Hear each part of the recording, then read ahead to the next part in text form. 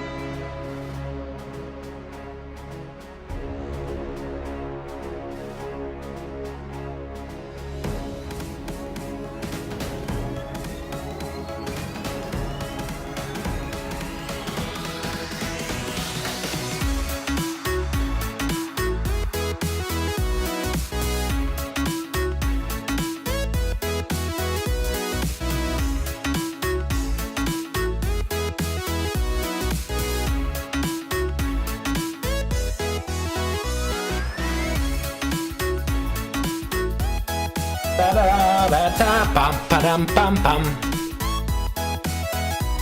yeah.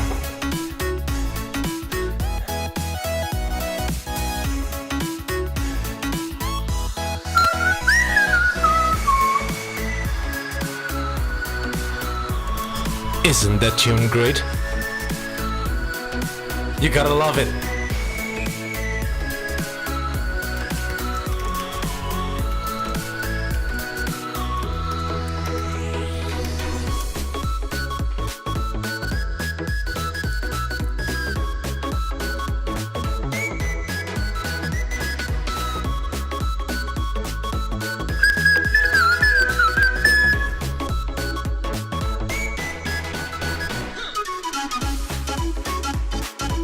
Ba ba ba da ba da ba ba ba.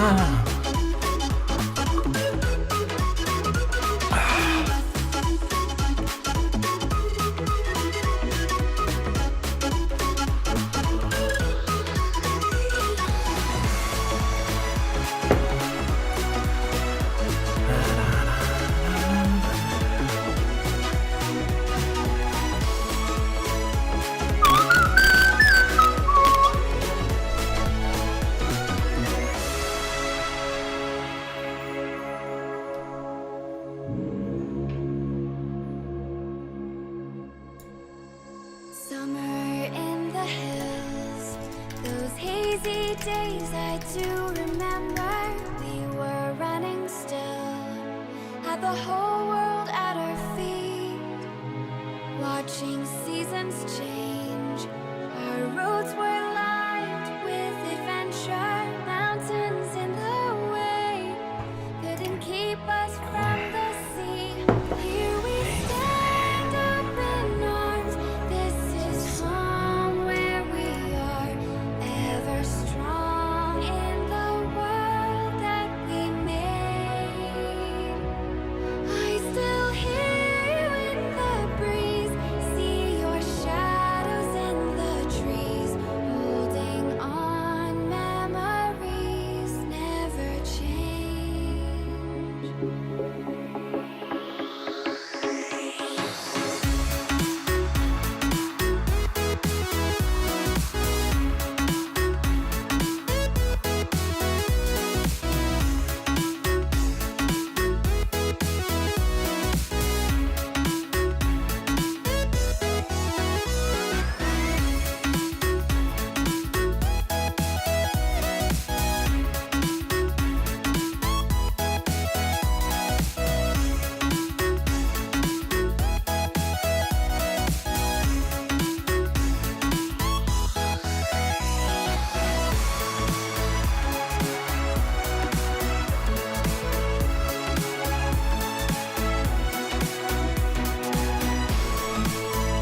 Oh man, I love this song.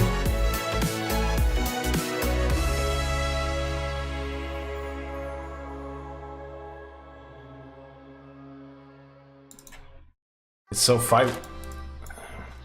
vibrant. I love it. Hey, welcome to the stream, man. Thank you for joining. Here we are again. Let me tune my mic, as always. I think I have the correct feedback and audio now. So, what up? Thank you for tuning in, though. Really appreciate that. Welcome! Please use the chat tonight. If you have anything to say, I will do my best to answer it.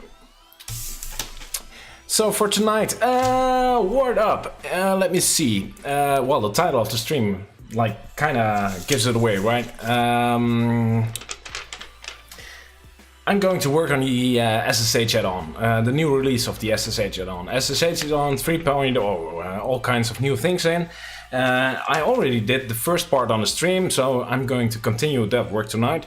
And I have shipped out this weekend like a ton of updates. I have my notes in here.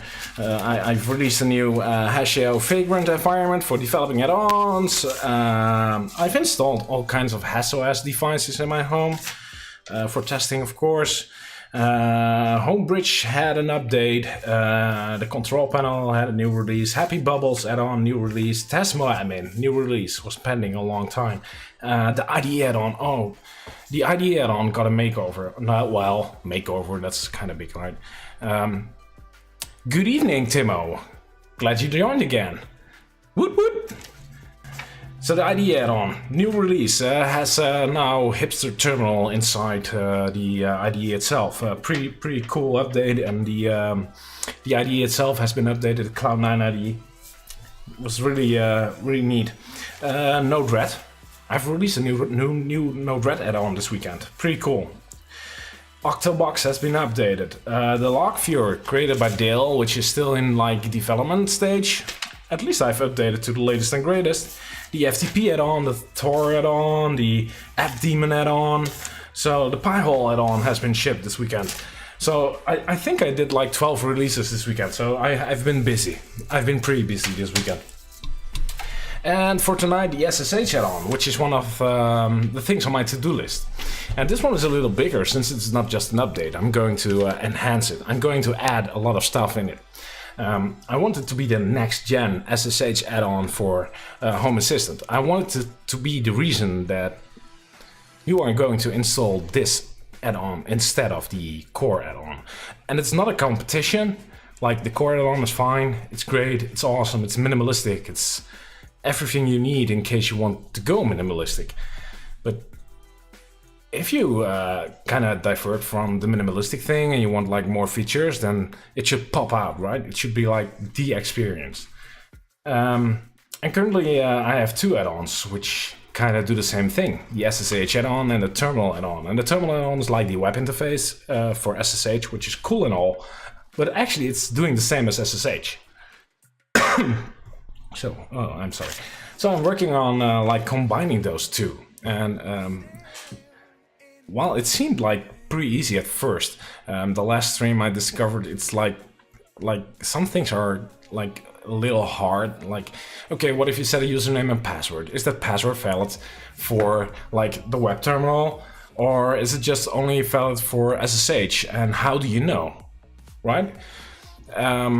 Okay, someone said an authorized key, like an SSH key, like a public key pair, public-private key pair setup, and the username password for the web terminal. So how do you know you still want to have like user password authentication on your SSH? So the thing is, I thought about it and I was making things way too complicated. So I'm going to fix that tonight, and we're going to get it into a stage, maybe even a stage where we can release something, or at least some beta or something. I don't know. That's the plan for tonight. That's the only thing I'm going to do tonight is the SSH add-on. So thank you for joining, and if you have any questions, please feel free to put them in the chat, just like Timo did. Cheers, mate. Good evening.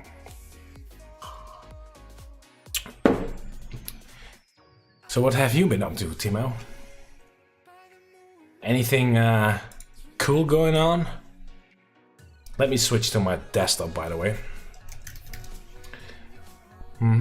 Yeah. Let me see. Let me close the things that are not appropriate.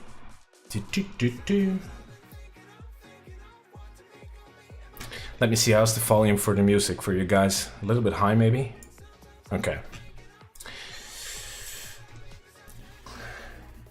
Et voila, and welcome to my desktop.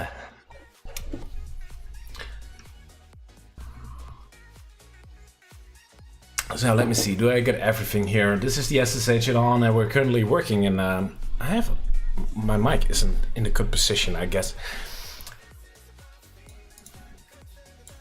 And this is the branch we were working on last time. Oh, that's already 7 days ago? No way. No way.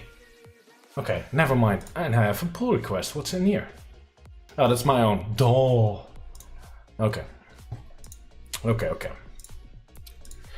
So let me see. Do we have Visual Code? Visual Studio Code. Where is it? It's already on the SSH add-on. Yep. Let me close all the files, clean things up a little. Let's go fresh start, right? So things we've done until this point is, I did an initial merge of the SSH add-on with the terminal add-on, so that did go quite well, actually. For the basic part, getting it running seemed to be the hardest part, since in the latest Alpine release, which is the OS we use for the add-ons, the TTYD daemon, which I use for the terminal, is actually broken. So I've worked around that. We're now compiling our own version here based on the source code from GitHub and an old lib WebSockets library, which I pull out the previous Alpine release. So this is a kind of a bit of a Frankenstein. That's a little word joke. I hope you get it. But nevertheless, it works. It's pretty stable. I've played around with it. It's just normal business, actually. Still not happy with my microphone positioning. Let me try adjusting it. Yeah, this is much better, I guess. And now it's in the image. Okay, no, never mind. So that is it. I created a to-do list for myself, so I know what to do. We have to fix the user accounting stuff. That's the thing I ended with last time. It's like a terrible mess, so we need to clean things up in that corner. Aaron, thank you for the subscription, mate. That's really appreciated. Freaking awesome. Snoop Dogg in the house for you, mate.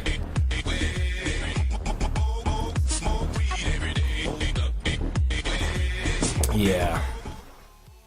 Thank you very much. That's really appreciated. It's very kind of you. So, okay, we're going to fix the user account thingies online. Yeah, thingies, that was like the thingy of the last stream. Like everybody was, in the SSH stream, everybody was paying attention. Nice, glad to do it. Okay, thank you, mate. Aaron says nice, glad to do it. Awesome, mate. It's just awesome. Now, in the last stream, I said thing and thingies a lot, which is a thing I do a lot. And so the last stream was titled Coffee and Thingies, since I always drink coffee, by the way, and say thingies a lot. I'm still going to say thingies, but I keep the stream title the same this time. Okay, we have to revisit the logo and icons, since the old SSH icon may not be like totally appropriate anymore. We should add some screenshots to the documentation. We should change the add-on name, since it's now called SSH, and that's not totally true anymore, right? I think about calling it like SSH and Web Terminal, or SSH plus Web Terminal, or SSH plus Web. I'm not sure yet. But if I change the name, which we should, it has to be updated in several places. And last but not least, we have to like merge documentation and write some new documentation as well, which is probably the most boring part of everything. That's the most boring part for each developer, I guess. Like documenting. I don't know if there are any developers right now in the channel, but if you're a developer, like writing docs is like freaking hell. So save the best for last, all right? So let's jump in. Let's finish the freaking user account thingies, stuff. So what I already did last time, we tried to create one username and one password field, like so. Oh, I think it's still underneath here. Yeah, in the schema. Here in the schema, you can still see it. It's like username and password. And the thing is it for the web? Or is it for SSH? Or is it for both?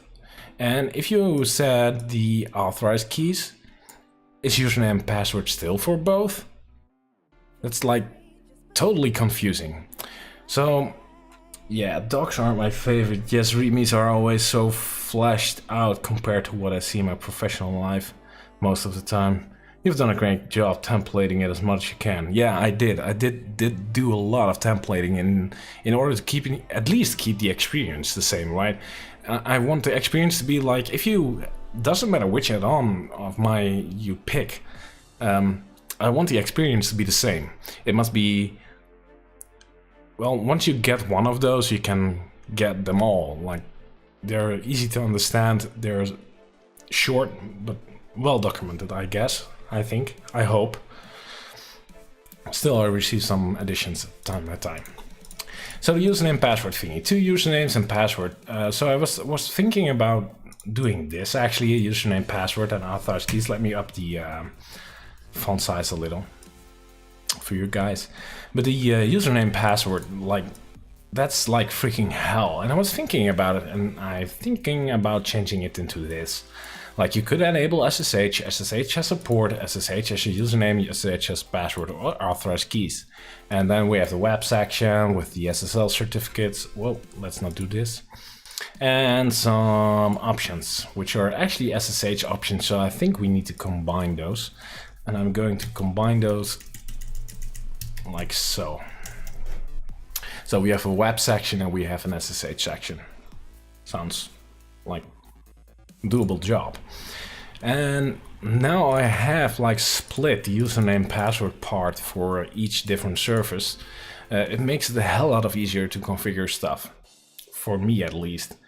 From a user perspective, I think it's more pretty to have one username password. But yeah, this is like a combination with so many possible outcomes that, yeah, I'm not sure. So I'm going to leave this. I'm going to throw this away. I'm going this route. Just plain that simple. I think it speaks more to the user as well. So let me fix the schema here, which is now broken. So we have enable web for the first part. Then we have web port. Oh, web port. Then we should have a username password field. Web username, web password. Doo-doo. Then the SSL part comes in. So that's the SSL part.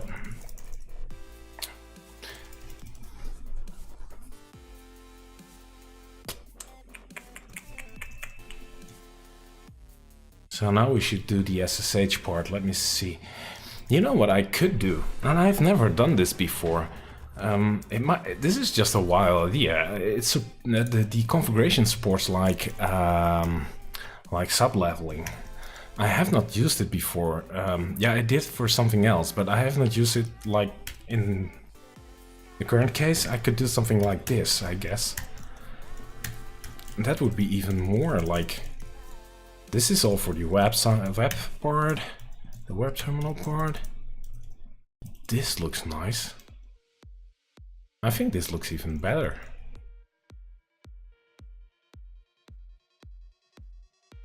Ah. Then we could remove just enable web and port and username, password. That seems more user friendly.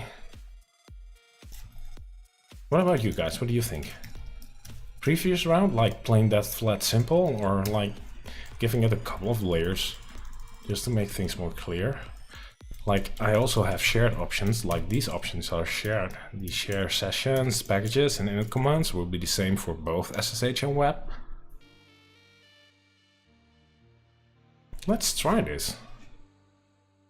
This will fuck up, by the way, the migration for current users probably.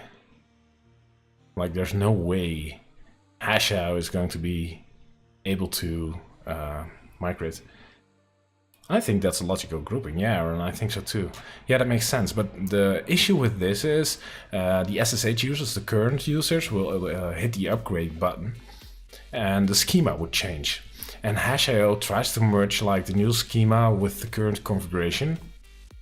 But as soon as it does that, like your current authorized keys and current settings would not match at all.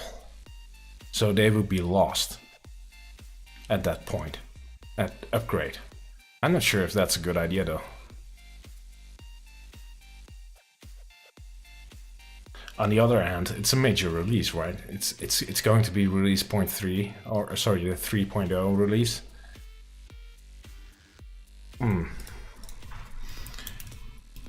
8-ball.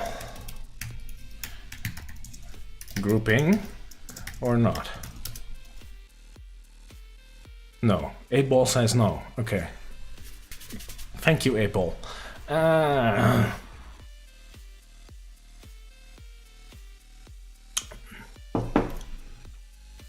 So there are going to be users that will be like not amused.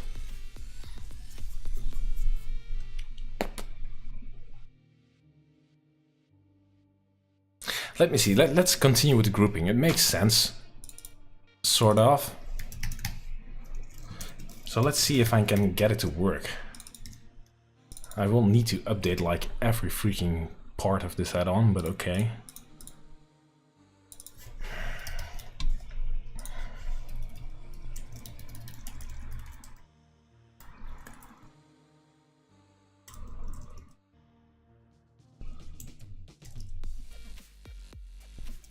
Yeah, this makes sense. It feels good.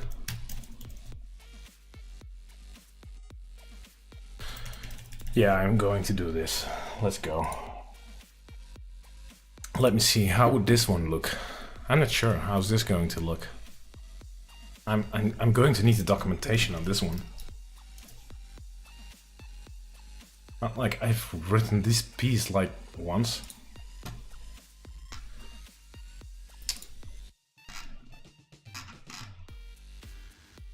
Oh.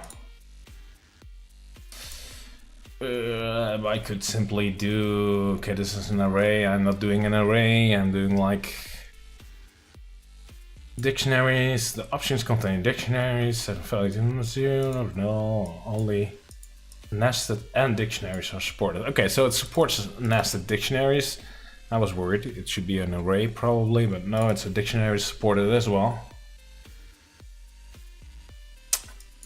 Okay, so nothing special. That's easy.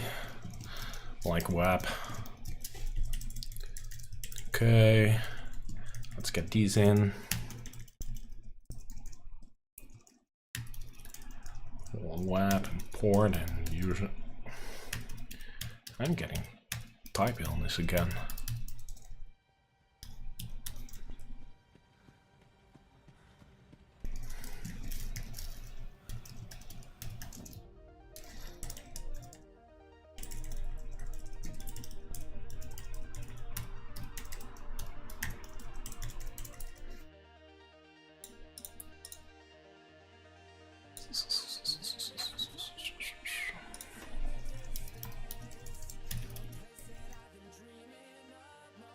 I'm not sure how to use my own library with this, but we'll see in a sec.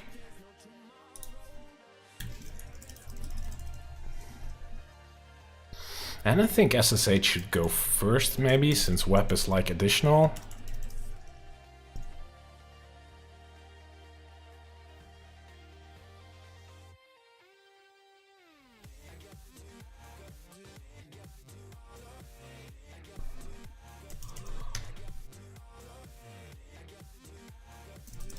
It's also alphabetically correct, so let's do that.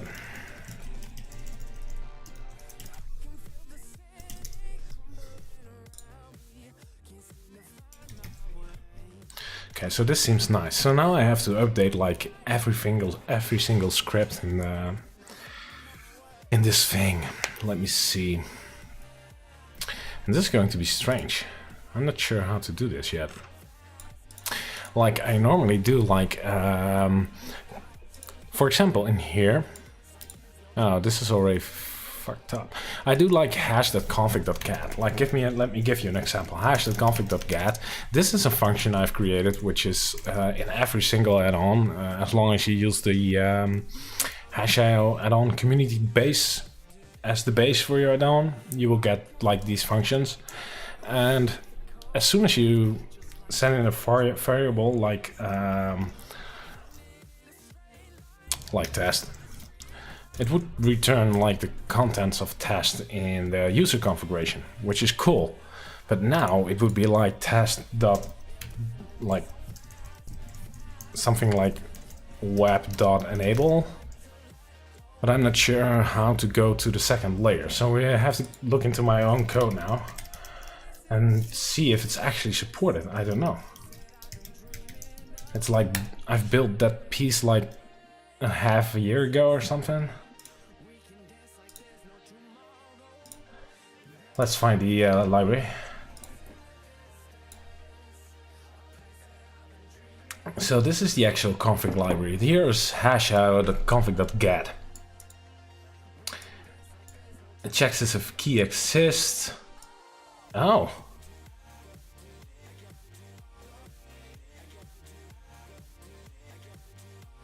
Okay. And what this thing does is actually using a command line tool which is called JQ, which is just like a JSON query. And it sends a query to a JSON file, since the configuration of hash.io is actually stored in a JSON file.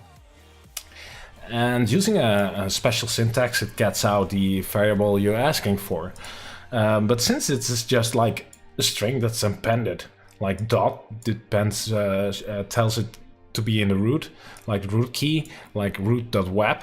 But I could easily just say .enable and it would get me. So this example which I just put out just actually probably should work.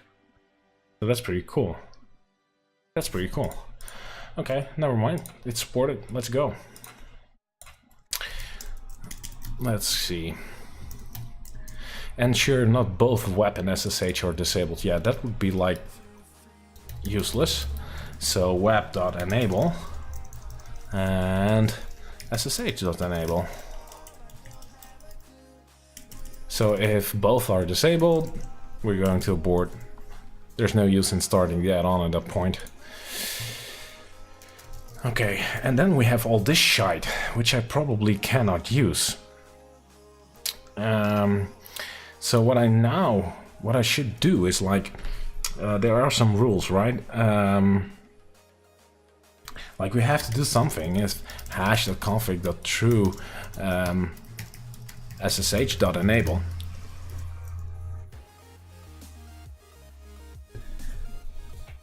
Yeah, if this is enabled, then if SSH is enabled, we should do some checks, I guess. Like, is this username set? Is the password set? Do we have an outright keys? Is SSH good to go? And the same thing goes for like the terminal, like hashconfig.web.enable. So if the web terminal is enabled, we should do some checks as well. So these are like the two main sections we can use, right? It's like the same as in the configuration. That makes it easy. Okay, and here in the bottom we have a part that checks for SSL requirements. But I guess these checks are only necessary if the web terminal is enabled. So we can place them in here. Like, here we go. Let's indent them a little. Yeah, we're getting somewhere. We're getting somewhere. Awesome. Okay. What do we have? Check if a username is set for SSH. Yeah, the SSH requires just a username. It's like there's no way to log in without it. So for the SSH add-on, we're going to check for a username. I should update these as well, by the way. Okay, let me see. SSH dot. No, I already know it's enabled. Let's remove this part.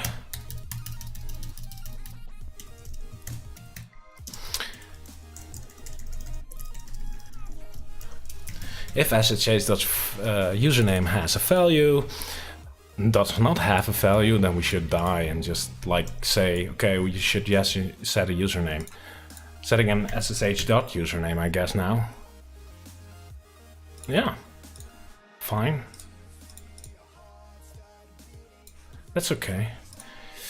What do we have here? Like this is for...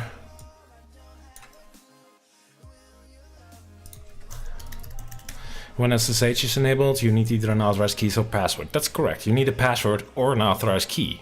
Just the username won't do. So, okay, that should go in there. A warning when web terminal authentication has been disabled. Yeah, that goes into the web terminal part. So that's in here. What do we have here? In case the web terminal is enabled, we need a username to go with the password. Yeah, if you set a password and there's no username, you should just like die. Right? It should not boot. It should not start. Okay, so this one goes in here. What else is left? One about using a root user. Yeah, that's like general.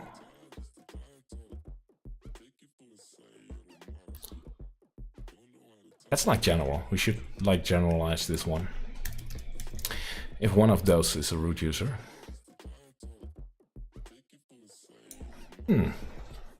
Interesting. It's silent in the chat, guys. What's on? What's going on, man?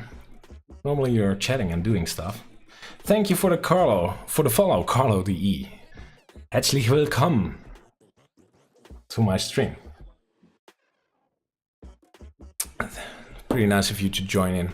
I think the animation is like a little slow. I think some webhooks. Here we go. There it is.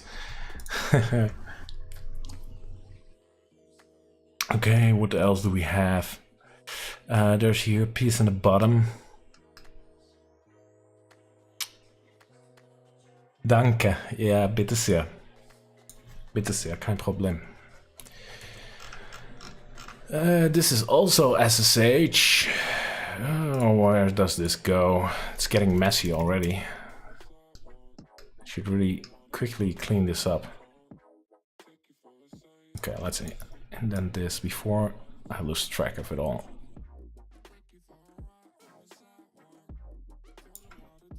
I'm already losing track. I should have done this direct. Here we go. Let's put this in here. Yep.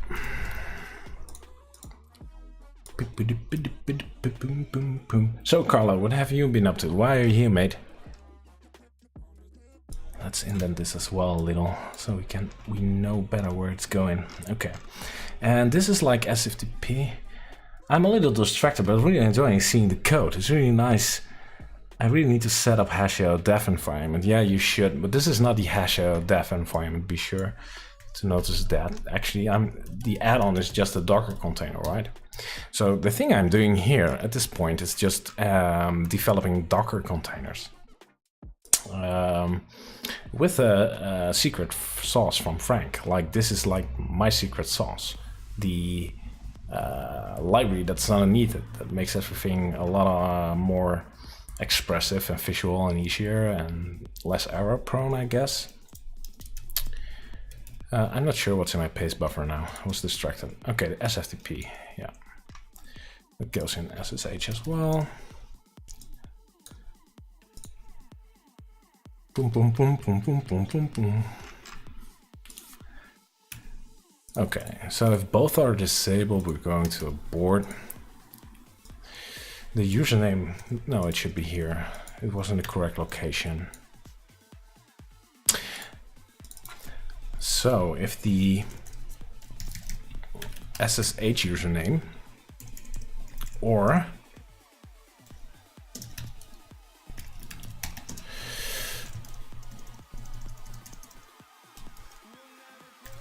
I think I can combine it. I'm not sure how. Yeah. So if the SSH or web username is root, we're going to display a warning about using root as a username. And that's usually a bad idea, since I think there are many more usernames you should avoid, like admin. But if you're running an SSH add-on, please avoid the use of root for logging in. If you can avoid root, it just helps so much. Like all those scripts and script kiddies that just scanning the freaking internet for like the user root with a simple password. It's insane. So from a security perspective, just never use root as your username for your SSH remotely. Just disable it. Okay, the SSH add-on. If a username does not have a value, we're going to stop right here. That's perfectly fine.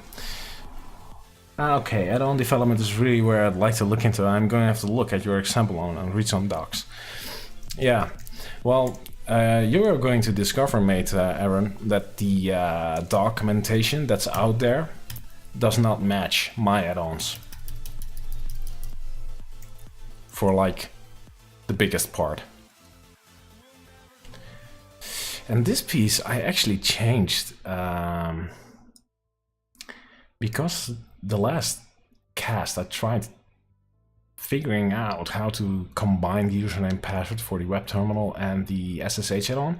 And since that's not needed anymore, I should just pick up the old one. So I'm going to go back in the code, since probably Git is not going to get this as well. I'm just going to pick up the file, the requirements file, the old one. And let me get the original.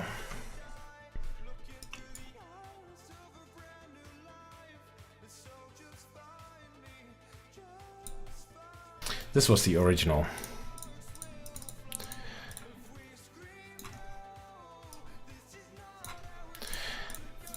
And this thing has been renamed since it's now in a group. So you need to configure username password for SSH. I hit caps. Okay, that's why it's acting weird. Okay. Root report.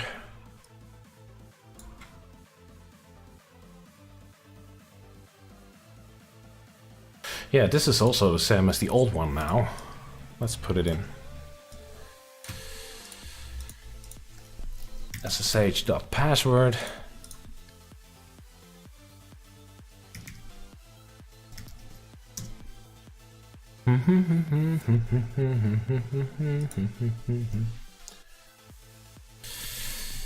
Okay, this line is too long. Let's make it a little shorter, like this. Okay. So we're getting somewhere. If ssh.ftp SFTP is set, then the username must be root. I'm not sure. My screen on the right, where like the chat is on and screen statistics and OBS, actually the streaming tool I'll use, the thing is flickering like every single time like somebody is notifying me. It's pretty annoying. So I tend to look to the right. I'm not sure what's happening there. Okay, the SSH can only SFTP when the SSH.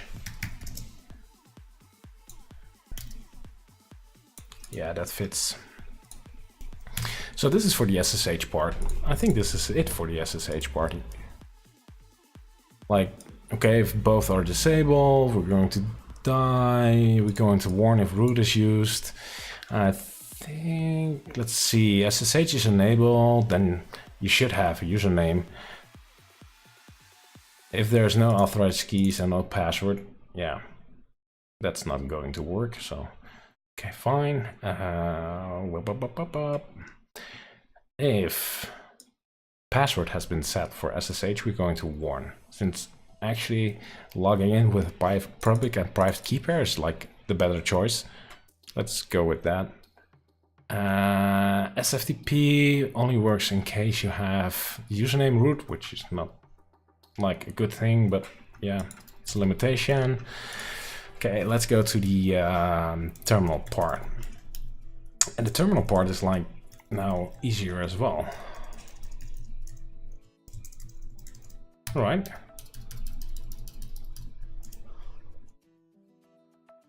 So if you have a username, you have set a password and a username. So okay. Well, this is just weird. Oh wait, what? Yeah, I know what's happening here. Okay, so web.username. If there is no web username, but there is a web.password, we should die, because this is weird. You have a password but no username. That's not okay. Hallo. Ik weer weg. Goed, ik weer weg. Ja. En ik kijk naar boven. Oh, Lily. Ja, die is ook nog beneden geweest. Oh. Ja. Waar gaat mama naartoe? Nee, kon niet slapen. Sorry about that. My girlfriend is coming home. Okay. Where was I? This seems about right. So if the username has not been set, but the password is, that's something weird. And the same goes for having a username set but no password. That doesn't make sense either. So let's turn it around. You have set a username but no password.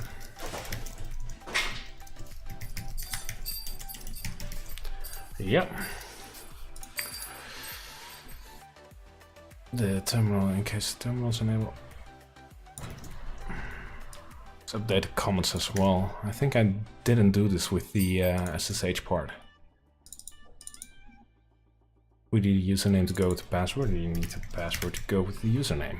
That's easy, right? Here we go.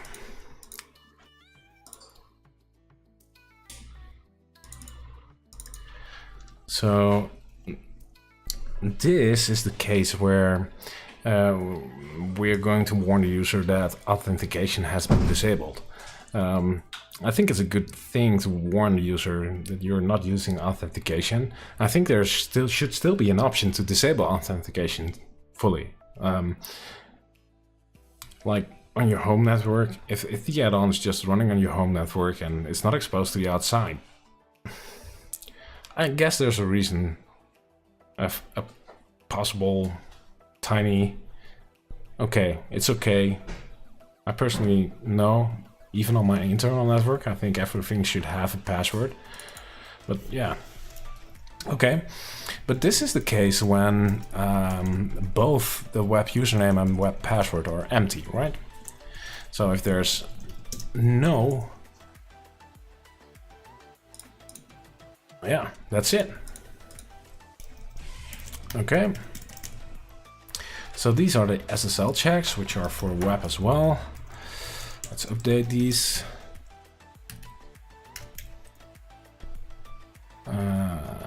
Web.key file. And these check if the certificates are actually found on disk, if they are set. So if you enable SSH and you don't set a certificate file, then things are going wrong. It's like preliminary checks. Web terminal authentication has been disabled. Web. You have set a web.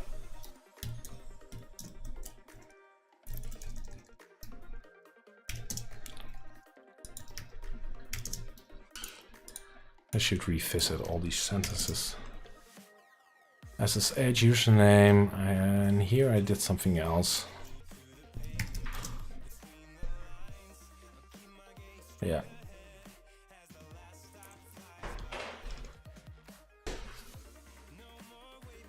Yeah, this makes sense.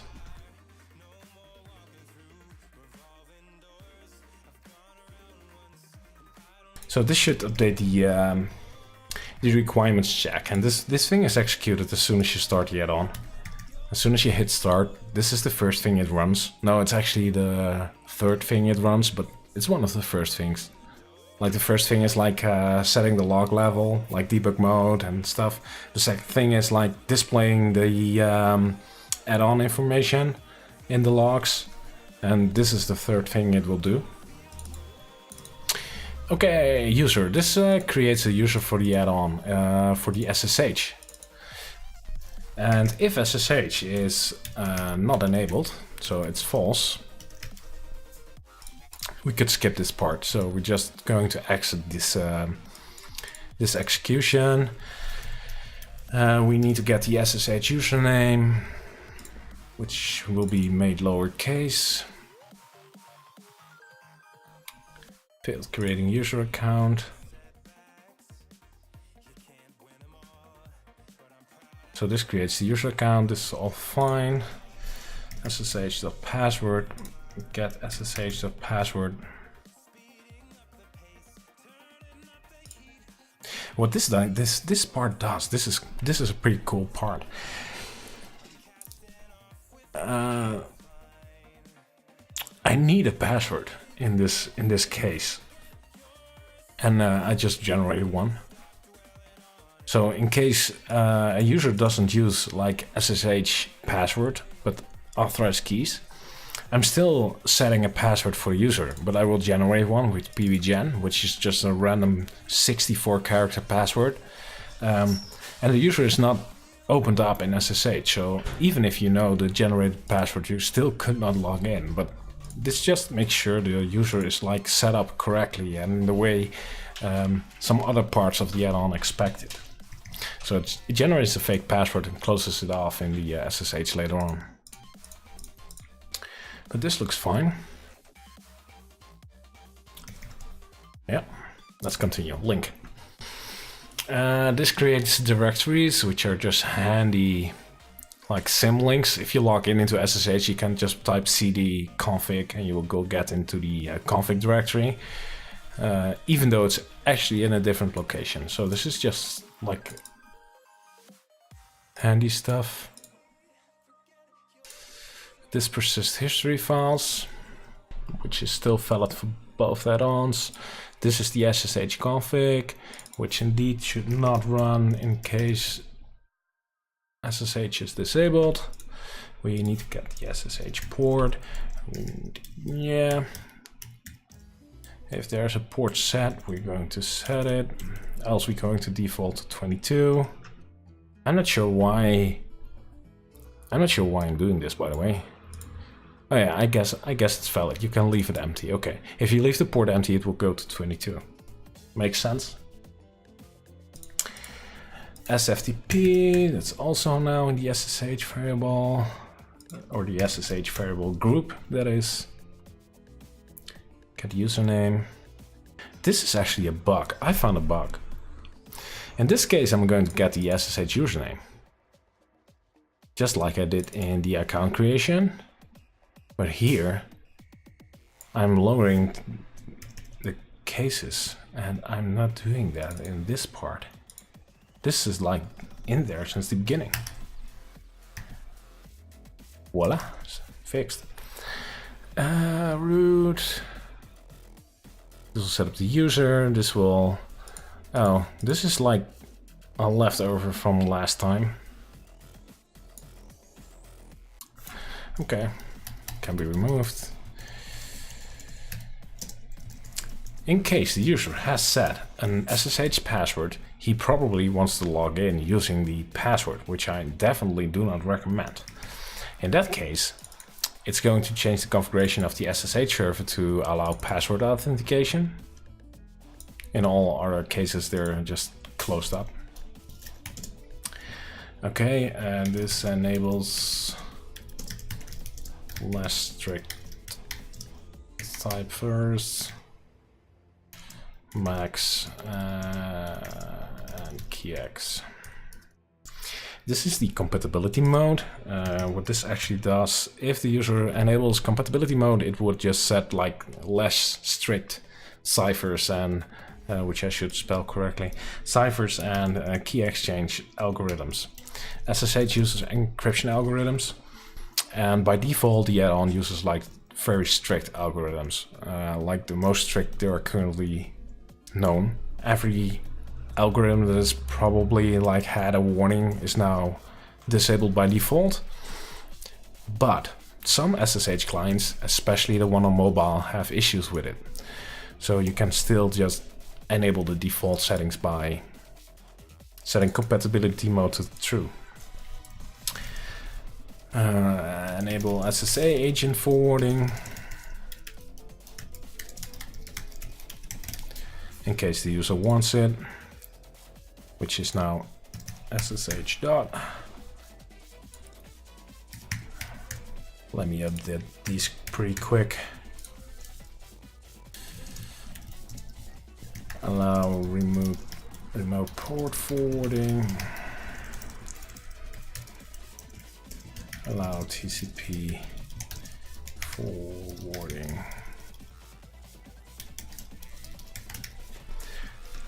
These are like the advanced options for the user. Okay, so that fixes the SSH config, I guess. Let's see. This is the host keys. These are just generated the first time the add-on starts, and yeah, it should only be generated in case. Is it enable or enabled? I'm lost already.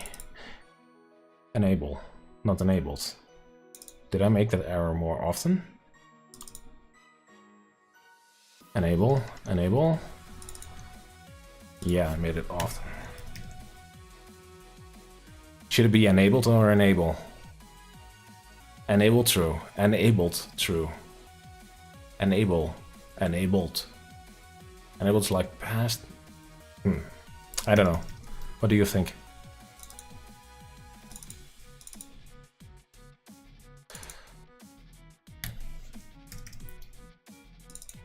Bum, bum, bum, bum, bum, bum, bum, bum, bum, bum.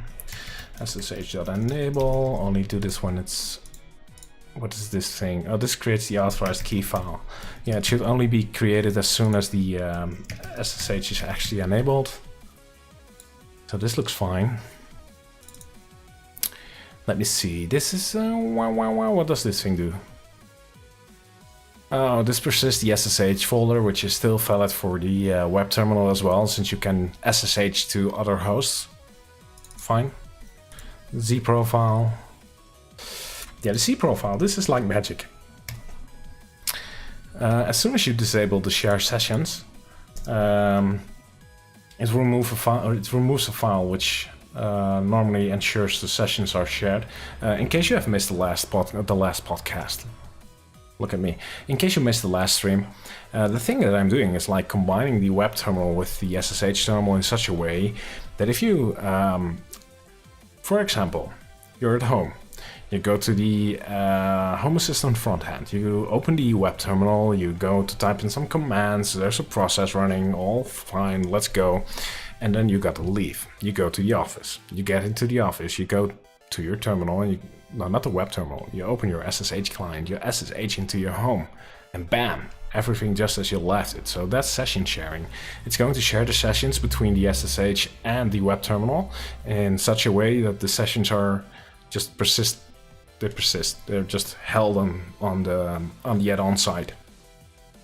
So that's pretty cool. But in case you want to disable that, you can.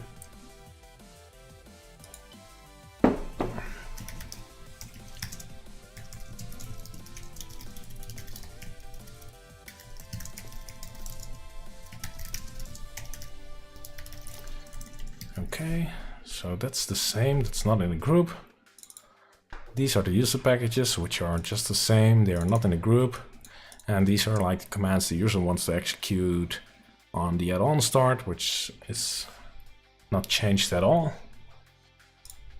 I think this is almost the same. Okay, this is updated. This is the actual run script. This thing just starts the SSH add-on. SSH.enable.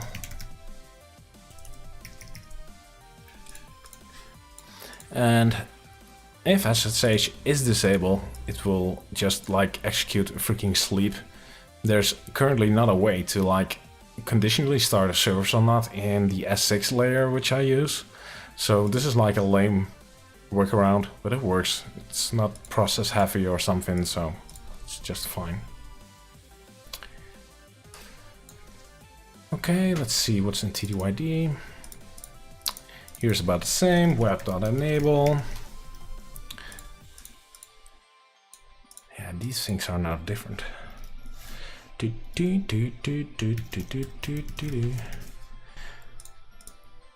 the port, which is now web.port. If SSL, it should get web.cert file. It should get web.key file.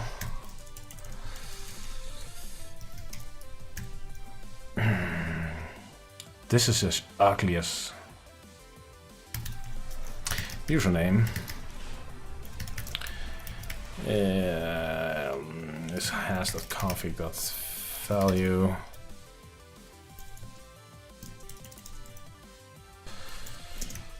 Web.username and password. Hash.config.value. Not value, get. I should get a variable. Web.password.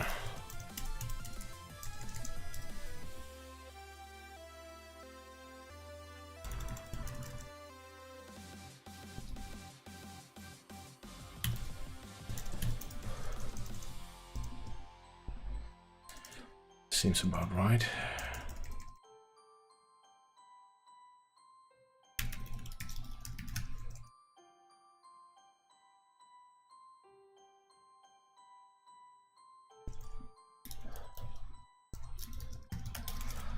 So this passes in the username password if they're both configured. Oh, there's a typo in here. I should really check all the variables again since they are all changed. It's kind of hard.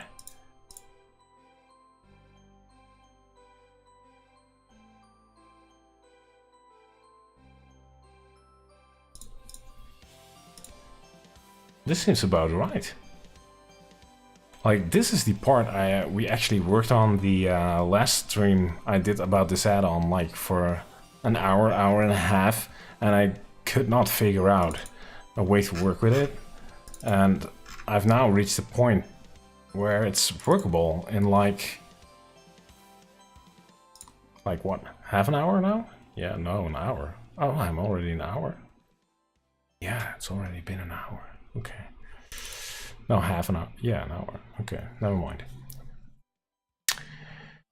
So let me check all the variables again, just to be sure. Web.enable web web as a web. No, there's an error in here. No, it's okay. SSH and web username, okay. SSH enable, SSH. Double check. Check. Web.enable. Web password, web username password, web.ssl, web. Okay, fine. User SSH.enable. Seems about right. SSH password, okay. Check. Nothing in here. Nothing in here. SSH.enable check. SSH port check. That seems about okay.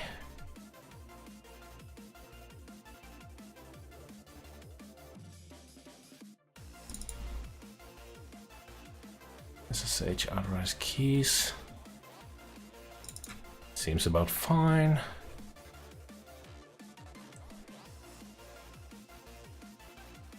Fine. Shared sessions is not in a group, that's fine. Packages is not in a group, user scripts is not in a group, that's fine. The run script, checks enable, fine.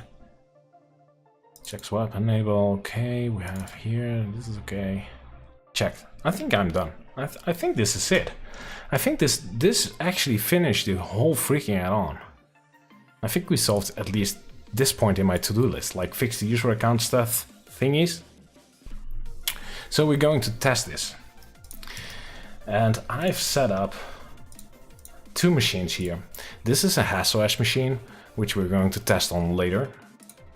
And this is the Vagrant development machine, which has loaded this directory in. So I can now simply go into the add-on store, reload the thingy.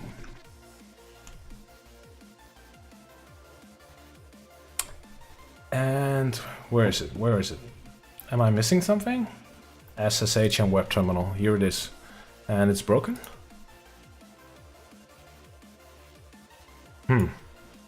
That's not good. Something must go wrong. Hello there, the cool axe. Ladies and gentlemen, the cool axe is in the house. Hello and welcome, and say hi to Mr. Snoop Dogg.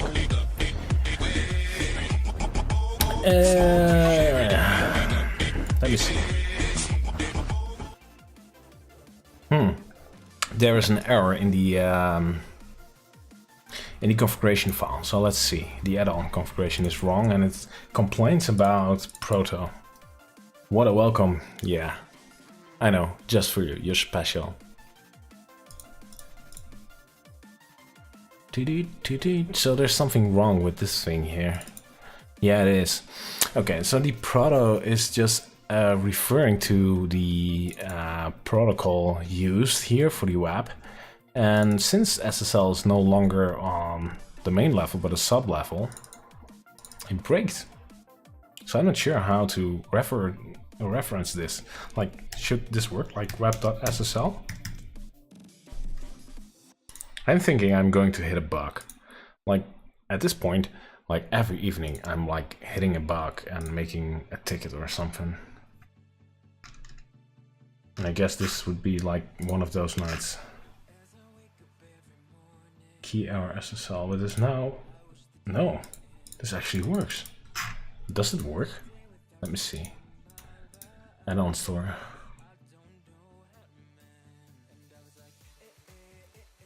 So now it just vanishes. So it doesn't work. Can't read data. Doesn't match regular expression. Web UI. Okay. So this doesn't work. So how does it work?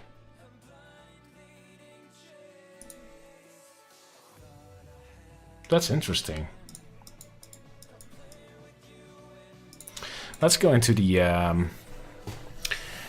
hash.io Python thingy on GitHub.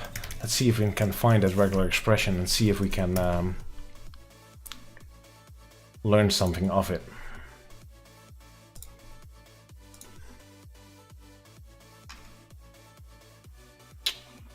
Totally empty. I'm not sure where it is though. It's called Proto. Let's search for Proto. It should be in here somewhere.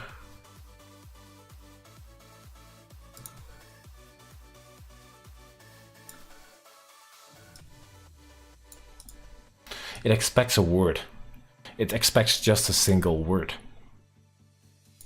So this is like kind of fucked up since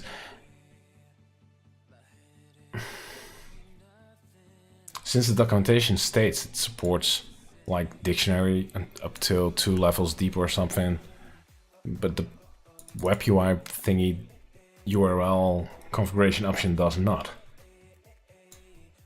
So that's a bummer. So yeah, yet another thing. It's like the same story every night, and that's not just hash.io, by the way. It's like I spent 2 streams on Yugo. And we found 2 bugs in those as well. Okay, I'm like the bug attractor. It's just like work. If I'm at work, I'm not allowed to do testing until everybody else has tested it. Good luck, mate. Yeah. Thank you.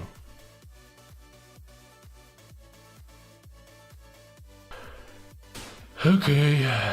I'm going to make a ticket later. I'm going to make a note. I really want to go in and test.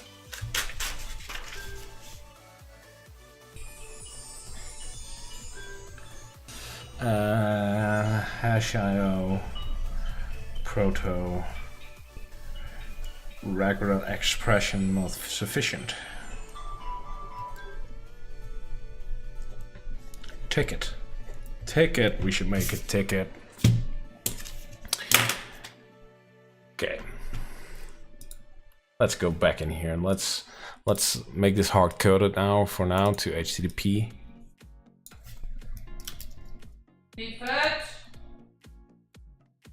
What up? Is it offline? Let me check. My girlfriend is having issues with Plex. That would be my Plex add-on. And now she's like kind of disappointed, I guess. Okay, let me get in real quick into my production system and restart the thingy before I get into a fight. What?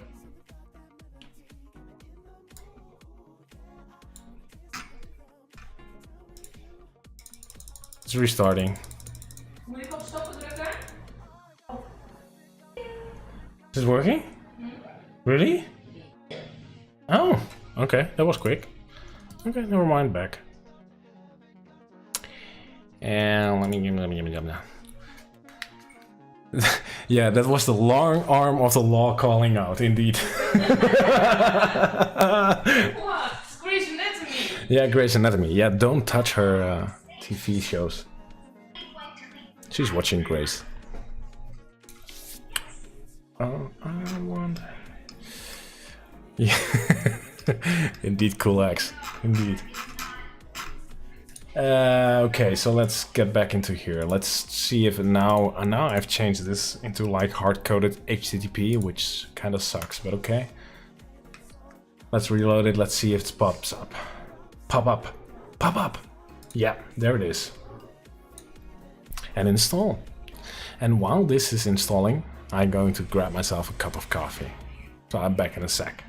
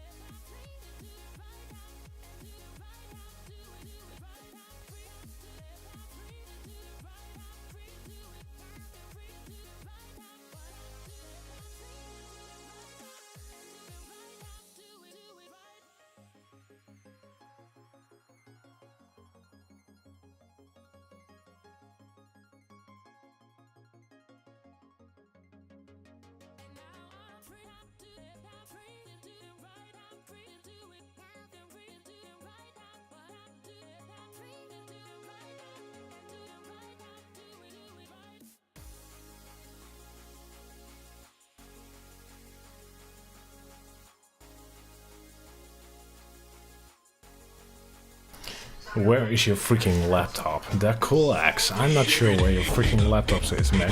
Hey, Snoop, shut up. Okay. I don't know, man. I like to make a good laugh. Feels good when it lands. Yeah, it's kind of funny. I think it's funny. It's like, yeah, the board of directors, right? Okay.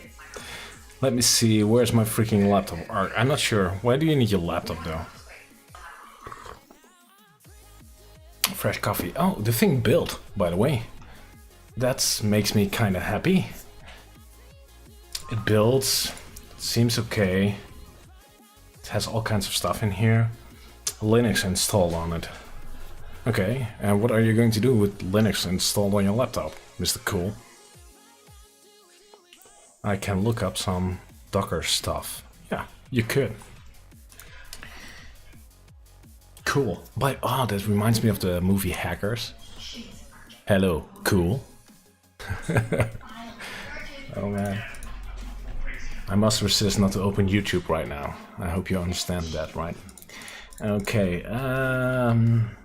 enjoy the laptop, cool. Okay. Bad quote.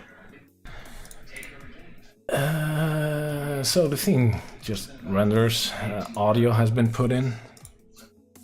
Or I could look up my root server now.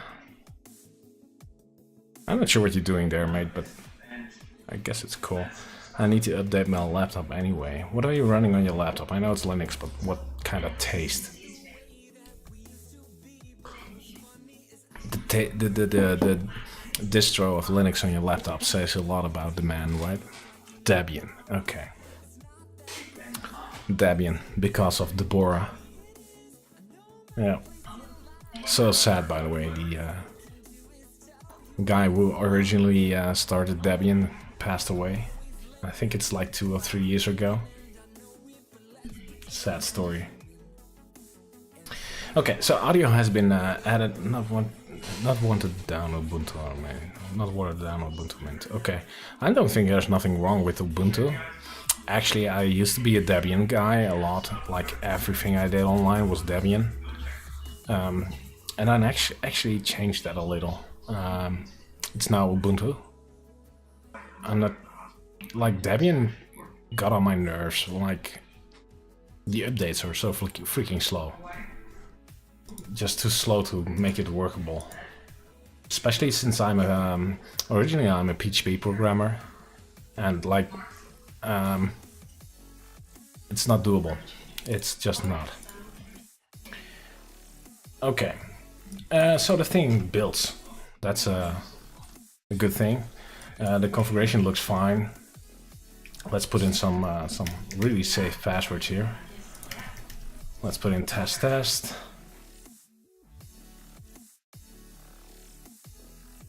Seems okay.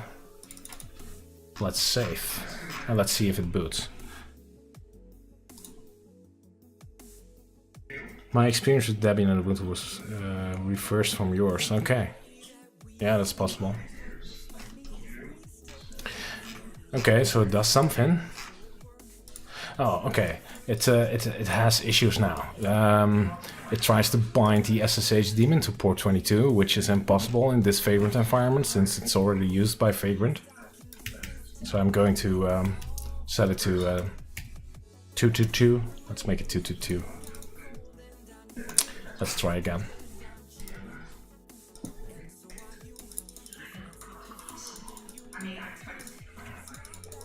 So the warning works.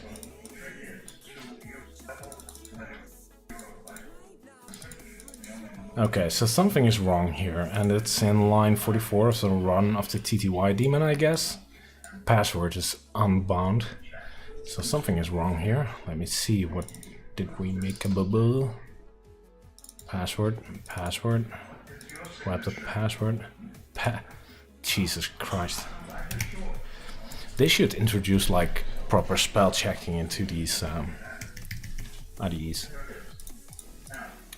I know you can install like languagetools.org into Visual Studio Code, but yeah, it triggers too much. But These kind of typos are just valuable. Okay. Let's rebuild it. It should not take too long since most of the add-on stays the same.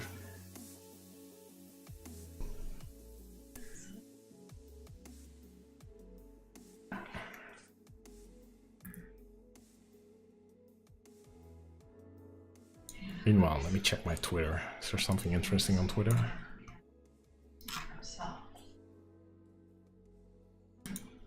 I want to see my activity. Is that possible?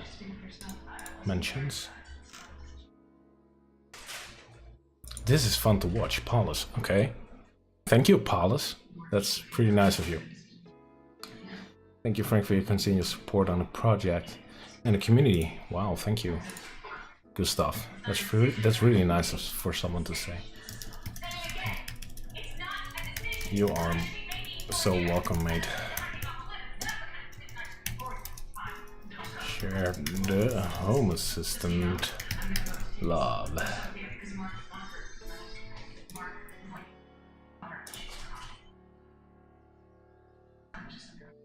Okay, so the build has been done.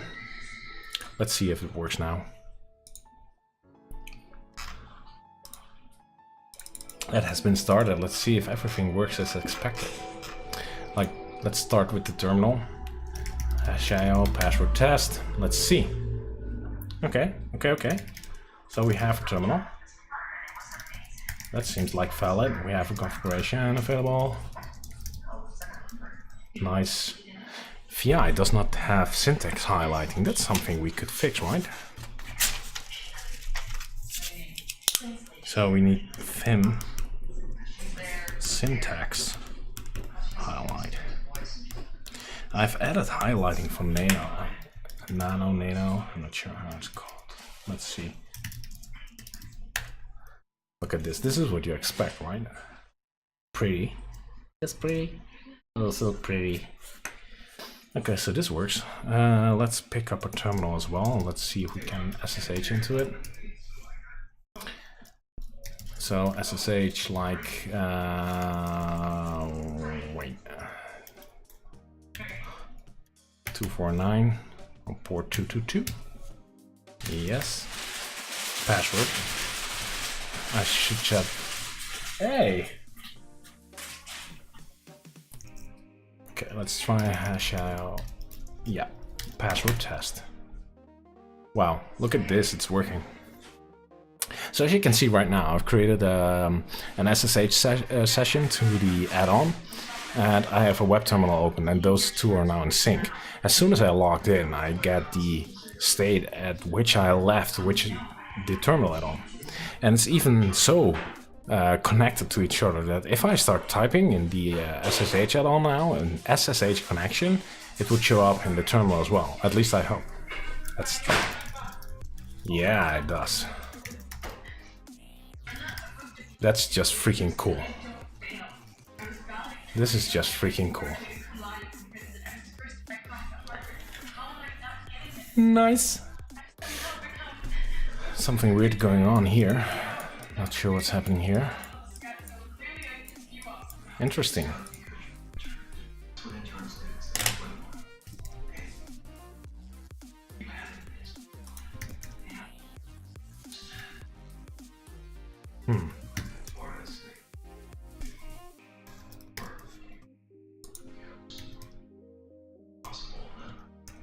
Okay, and I'm unable to open new windows. So that's an issue. It instantly closes up the new screen. You can see in the bottom right here. I'm not sure if it's visible on stream. Yeah, it is. As soon as I try to create... No, I'm not trying to kill the pane. As soon as I try to create a new window, it just pops up for a sec and it disappears. So that's a bug. That's another note.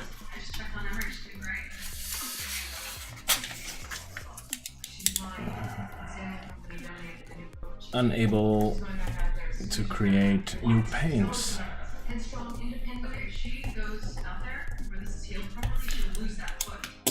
Okay. Let's do APK update and let's see if we can add like syntax highlighting to Vim. Like maybe there are different tastes of Vim in here. Addiq, yo man, welcome to the stream. Glad you joined. Welcome back, mate. The home automation love is spreading.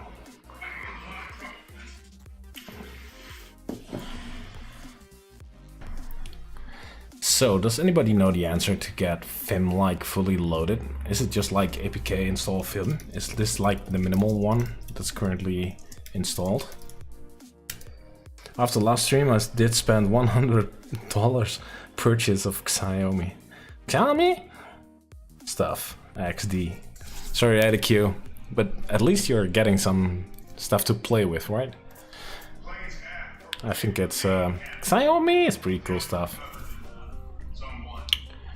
So okay, just plain old Vim is not like full blown. So as it seems. So I'm not sure how to get full blown Vim. I also have a Xiaomi phone. Ah yeah, an old friend of mine had one. I'm not sure if I would really buy. Finally, temperature sensors, yeah. Addiq, those temperature sensors are pretty awesome. I know quite a few people that are using those. Xiaomi? I'm not sure about the pronunciation, but I think they're doing a pretty good job at their products at this moment. Like they're cheap, they're pretty well built. Yeah, well, it's okay. It's like the price is right. They should make a TV show out of it. Vim. I'm not sure how I could get like syntax highlighting in Vim. Should I install NeoVim? Is NeoVim the same thing? I'm not sure. What is NeoVim? Is NeoVim the same? Literally the future of Vim. Does anybody know what NeoVim is? Should I install NeoVim? Nano editor here. Yeah, well, Nano is covered. As in, Nano looks amazing now. Like syntax highlighting is fixed all the way. So that's okay. No, don't say, oh, whatever. No. Yeah, I always in a fight with Nano. No, don't save it. Go away.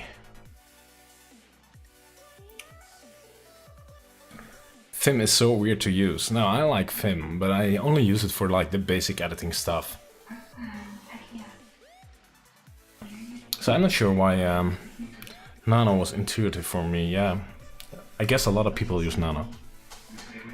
So that's why I added like all kinds of syntax highlighting. Recently I saw a PR in the SSH core add-on of a user adding like YAML syntax highlighting for Nano to the core add-on, which I thought, wow, that's smart. That's just like, that's improving the experience so much. But the thing is, he only added it like the YAML support, and that's it. And what about JSON or anything else for that matter, like opening a Python file or whatever. So I've added the full blown suite. Now, we have a lot of reverse experiences. The cool axe. Yeah. Are you using Windows by accident, by the way? I hope not. Okay, never mind. I'm a Mac user, so yeah.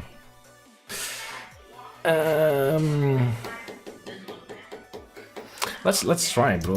This is like a container, right? It's not like permanent or something. Let's install NeoVim. What happens? Does this upgrade Vim, or should I?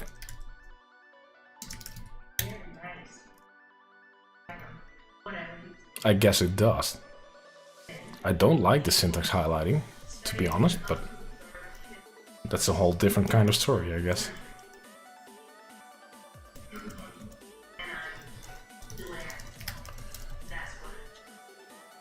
With Windows subsystem for Linux, Debian, Bash in Windows. Oh my god.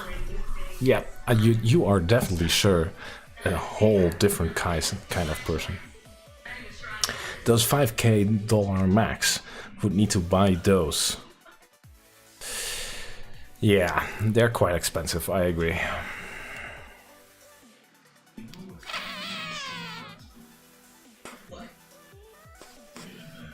There's also a thing called Merlin Fem, Neofem, Merlin, I don't know, man. Neofem, FemDiv. I think I should just go for the Neofem.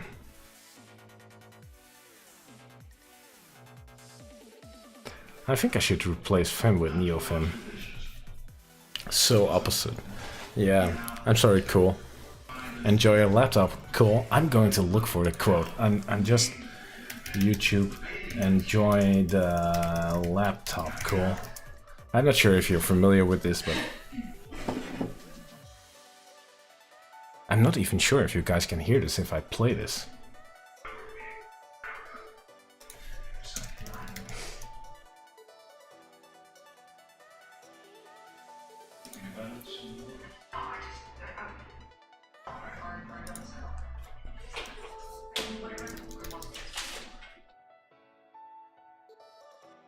I cannot even find the scene. It's like that obscure.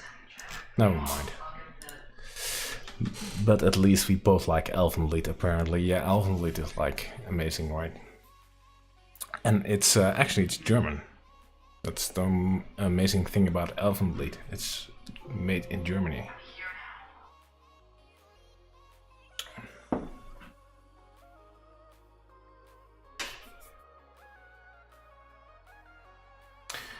I think I'm going to add like this taste of Fem in by default. Let's see.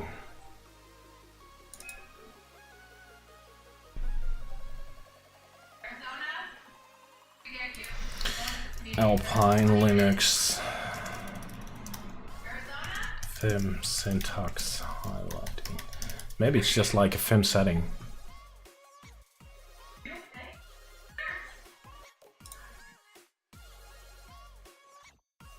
Syntax on. I haven't even tried. Let me try again. Apicadel, Neofem. So it keeps working. Is this a glitch in the Fem matrix? Let me restart the add-on to get cleansing.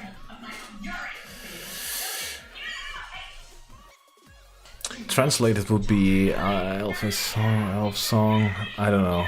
Yeah, elf song, it's elves. Yeah, that's correct. It's also correct Dutch. Elfenlied. Catfight on the TV. Grey's Anatomy, you gotta love it. Okay, so it's restarted. Let's try to connect again. Password test. Config, Fem, configuration, and now it just syntax highlights. I don't get it. Initially it did not, right?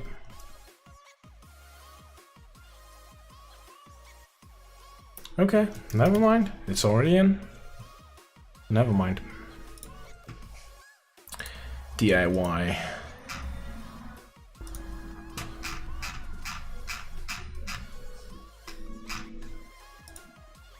Two.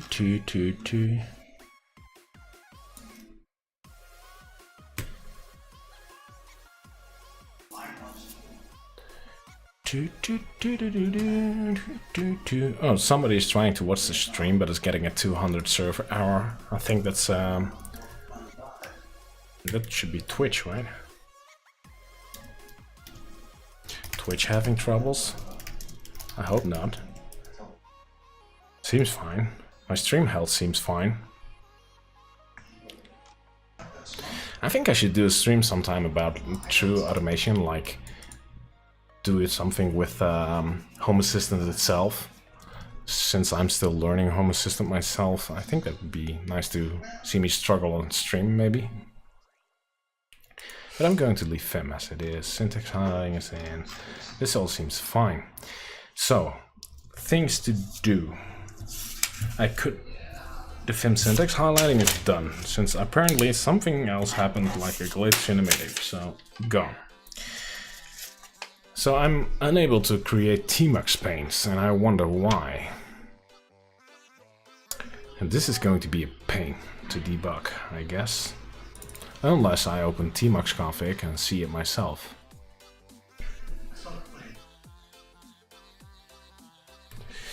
Where you struggle more learning this or watch Great Anatomy? Yeah, good question, man. I would struggle with Grace. No, I to be honest, I like the female TV shows a lot. I like Grey's Anatomy. I like. I've watched Sex and the City. I liked Friends. I liked like, how was it called again? It's pretty old. Like this girl and her mom living in a little town. So stupid. Well, in general, I like those TV shows. But yeah, I'm a weird guy. I'm a weirdo. I have no problems with it. So maybe this default shell thingy is setting this off. Let's try. Tmux.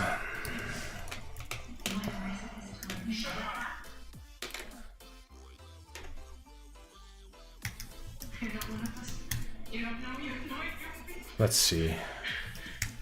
Yeah, it's probably loaded already. Grayson Patty.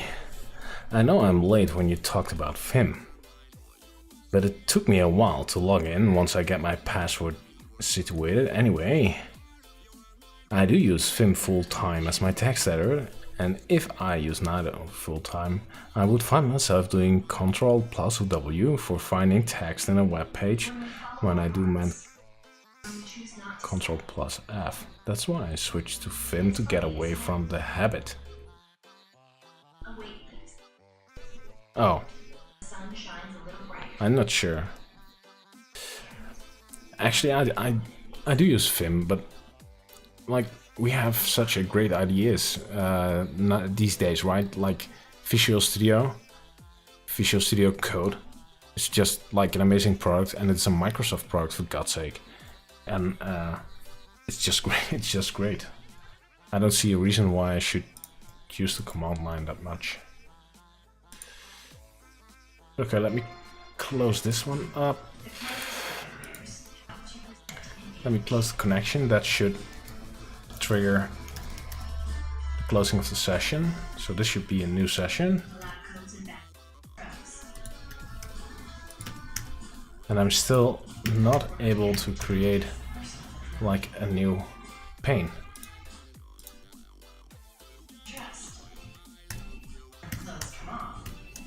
It just pops up and then it disappears.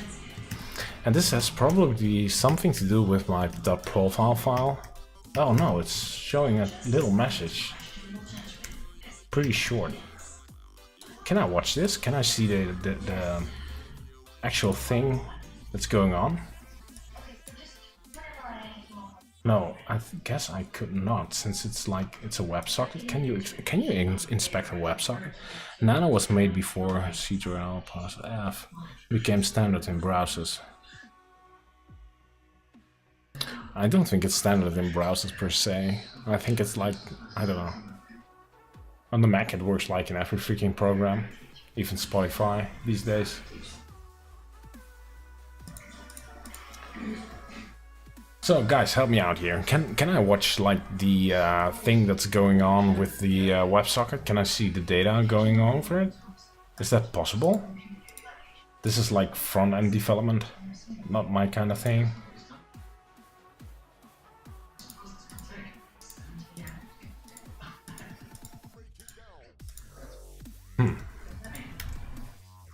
I guess so.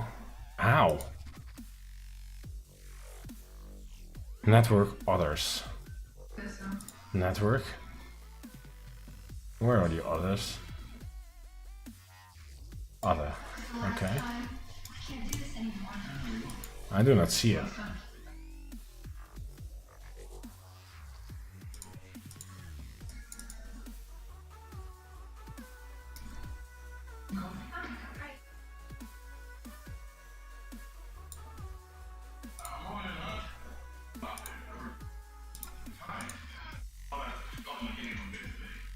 Oh, they added the WS. Oh, there it is. Yeah. Can I now see it? Yeah, here's the socket. Okay. Yeah, nice. Okay.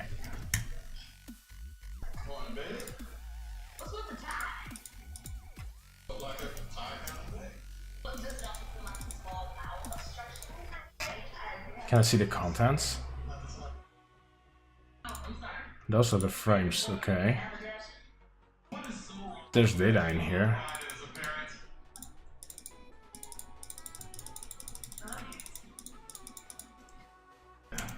So that's not viewable. It's interesting. But at least you had the right answer. This is great banter. It really is. It really is. I've never tried to debug the WS, okay.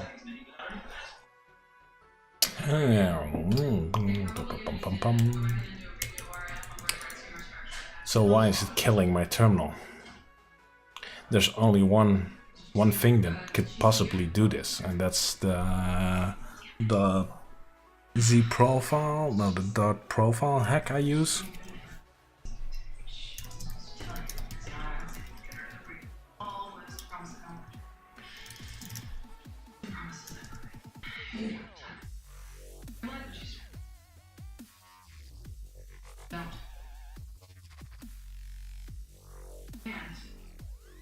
Yeah, that's obvious. I have created a Z profile, and what this thing does, as soon as you log in, it will like pick up the TMUX session you're currently in. It's currently running in the background, like so. It opens TMUX and it just dies. I think I could choose exec here. It would be more lean, but okay. So what this causes now is as soon as I like open a new tab, it would execute the Z profile again. And therefore it would just try to read. Is there a way to detect if I'm currently already in a TMUX session? That's a good question, right? So if I do export, could I see something in here? Like, yeah, there's a TMUX in here. That's pretty cool. So if I would be able to attach to the non-TMUX session, let me try. It's probably not going to work though. Then we probably won't have a TMUX. And there's a term screen set. So I have term screen. Okay, this is probably something like Stack Overflow would answer, right? Detect bash detect TMUX session. Stack Exchange. Yep.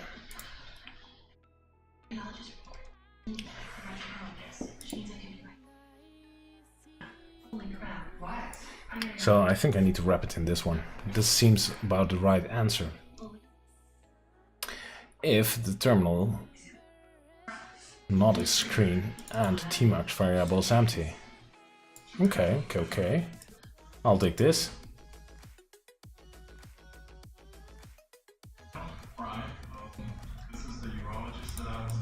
Yeah, this is the answer. I should wrap this. Let me test it right away.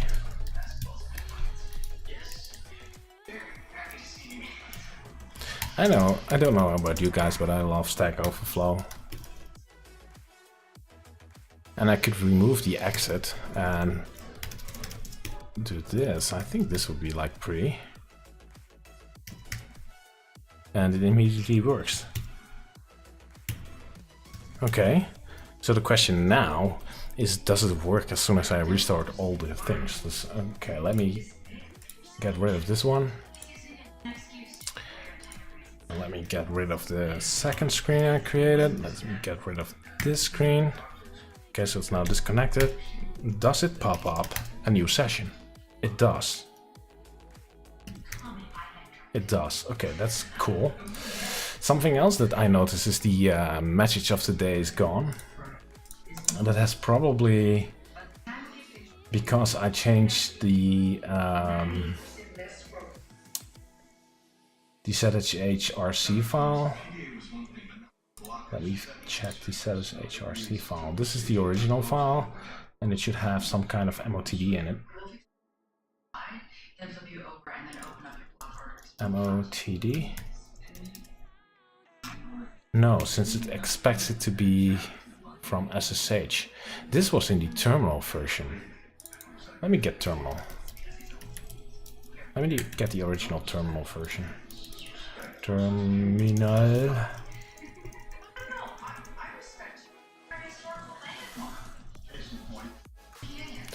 And if I add it to like SSH, I should remove it from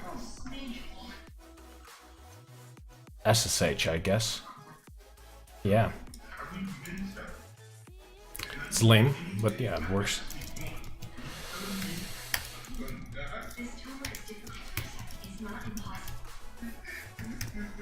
Beautiful. It's just beautiful. This is exactly what I expected to be. Okay, so we're going to adjust these to get everything running as expected, right? So we're going to add the MOTD in here, which is, I think, still in the paste buffer. Yes, it is. Okay.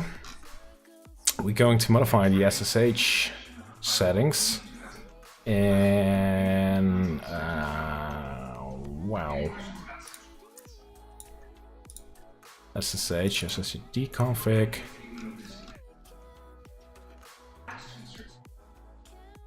Print MOTD. No. Oh, we could add a banner, by the way. That would be cool. Okay. No, it gives away the system. Let's not. Okay. So that's fixed. The C profile. That thing should be wrapped now. Like so. Which I think should be more pretty. I think we should fix some of these things. No, because this is what am I currently looking at? This is SSH, so okay, that's fine. We can do this.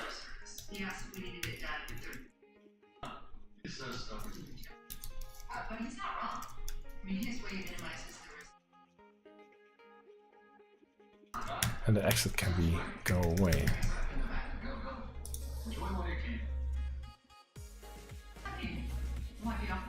Yeah. That's it. So that looks pretty nice. Let me see the to-do. We fixed the user account thingy stuff. We did. And all the rest is still valid, I guess, so we're not much further in.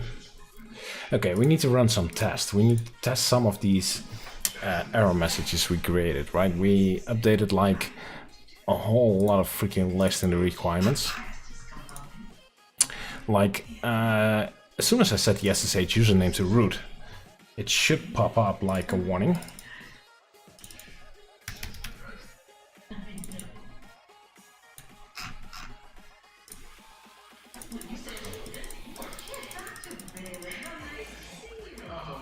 Logging in with root is a bad idea. That's correct. And the same would be like if I set the password. That reminds me, did it ask for a password when we first connected to the terminal? Interesting. Okay.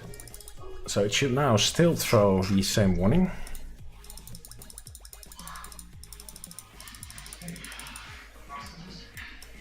Yep, okay. So we should be able to disable SSH.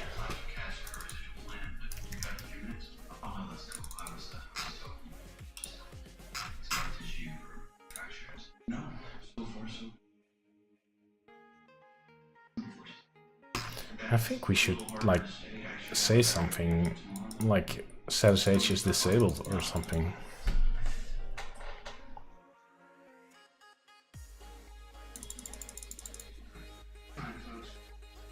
But it is disabled. It's not running now. Let's see. Can I connect? Connection refused. It's not running. That's pretty cool. Okay, so this works. I can disable it. The port setting is obviously working. The username password is working. The authorized keys I'm going to test in a second. But let's test it right now. Let's do that. Let's save.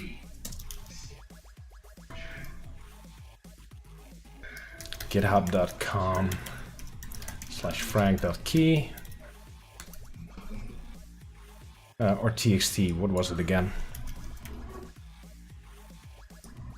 .pop. I keep forgetting the URL you could use. Never mind, I will get it from the command line. SSH add.l. No. No. Come on, give me a break.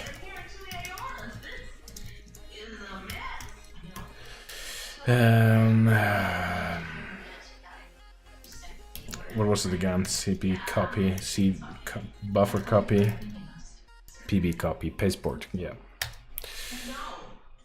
So that would copy my key. Here we go, that's my key, which is the public key, of course, so it may be public. And as you can see, I use a card, so I actually have a SSH stick. So there's no way I can get my private key. The key is generated on the stick itself. Okay, restart. Let's see what this does. Well, it accepts. That's a start.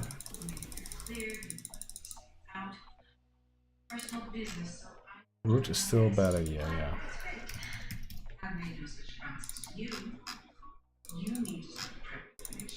Listens on port 222. So it asks for my key, which is okay, and I'm logged in. So the key authentication still works. That's okay, that's cool. SFTP. Let's enable this.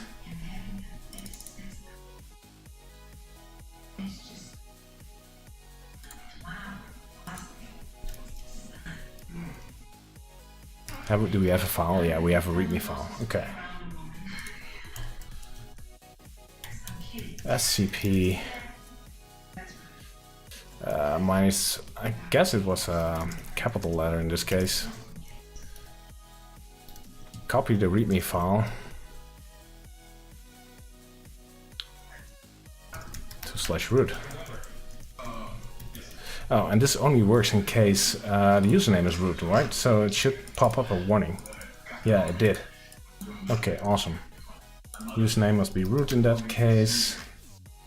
Oh, that's the wrong save button. Save. Start it again. Yeah, that's just weird. There's no way you can get like for a hash out to get it working with a normal username, since that would actually fuck up the file system underneath. Something went wrong. Please consider setting a public-private key pair. I already have one. Something is wrong here. Please consider using a public-private key pair. So that's the first thing that's going wrong. Let me see.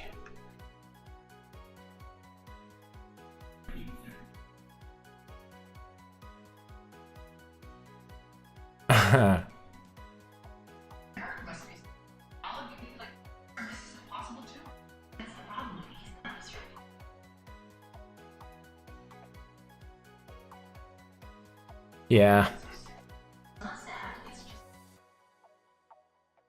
This is not correct, like the error message. So currently I've configured like password and public private key, and it's now suggesting me to consider using private public key pair.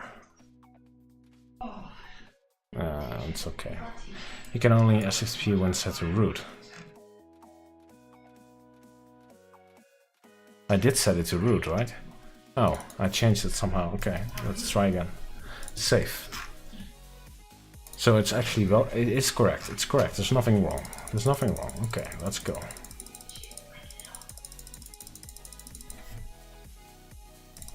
Notice SFTP access is enabled. Okay. Permission denied. Oh. Wait, what?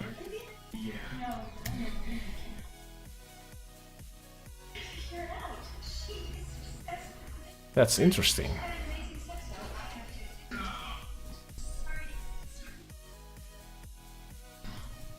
Or is this used as a password? Like this is a capital letter? Yeah. So SFTP is working. That's fine. Let's turn it off. Let's restart. Let's see if it now doesn't work.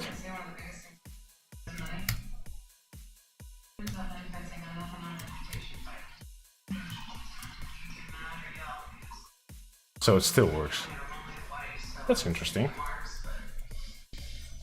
Did I forget to hit save? Let me see.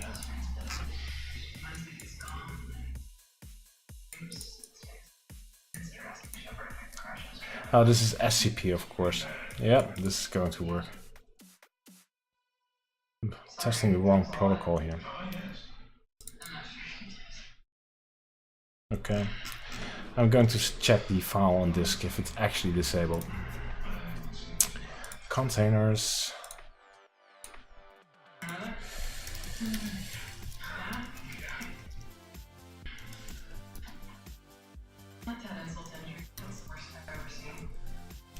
So there's the subsystem is active.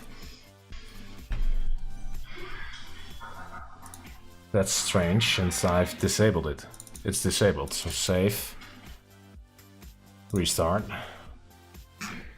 Refresh.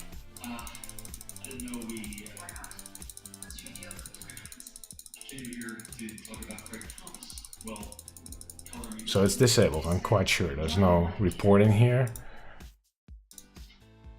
Let me get in the container again.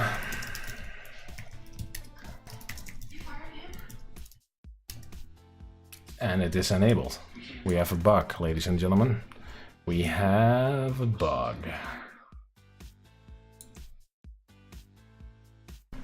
So something is going wrong with the SSH config.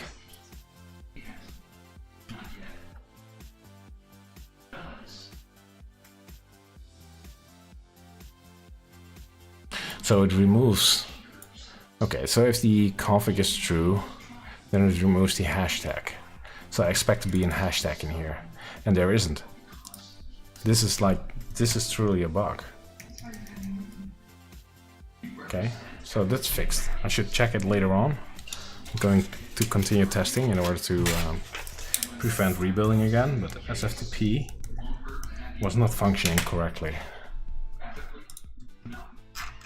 Okay. Compatibility mode.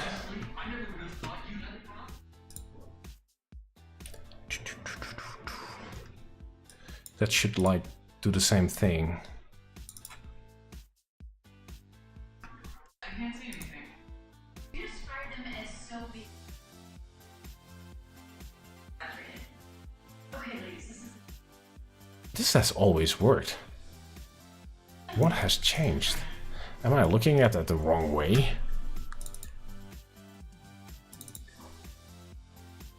Why isn't this working?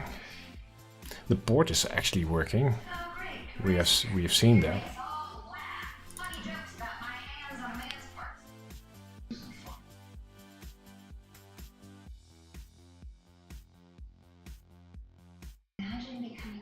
So this disables it, which is okay.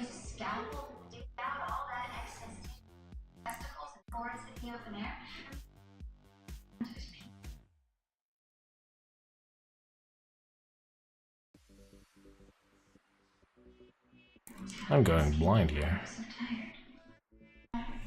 Like it should add.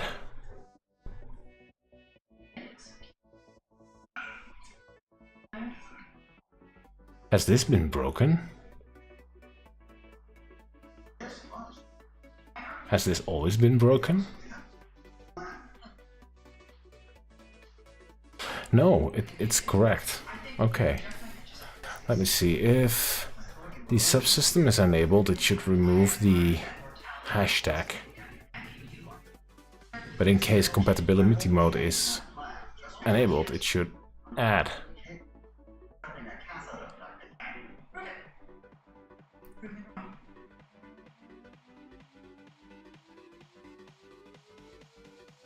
Yeah, that's correct. Okay, so this is functioning correct. Okay, let me see if the compatibility mode is currently false. So if you go into the configuration, we should see the ciphers. Yeah, so they are configured now. And if I enable this,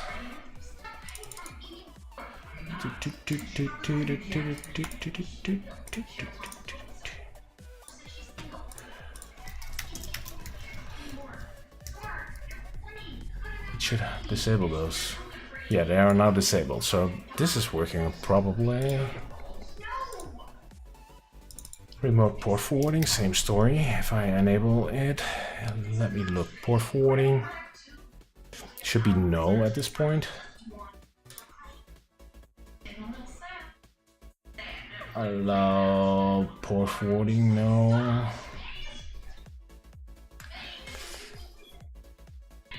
Agent forwarding is disabled by default. Gateway ports is also no. TSP forwarding is also no. Those both are no. All three are no. Let me set all three to true. Let's restart. Let's see if it's still.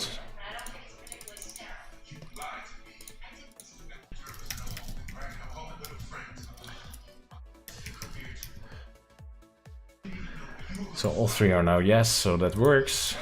Check.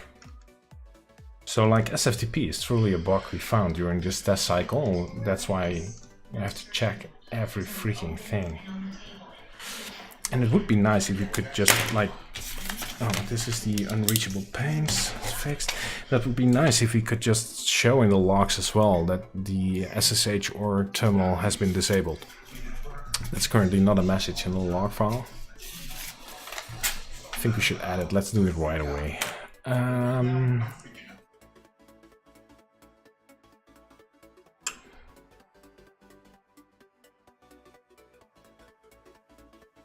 Where am I going to add it? I would expect to add it into the actual service run file.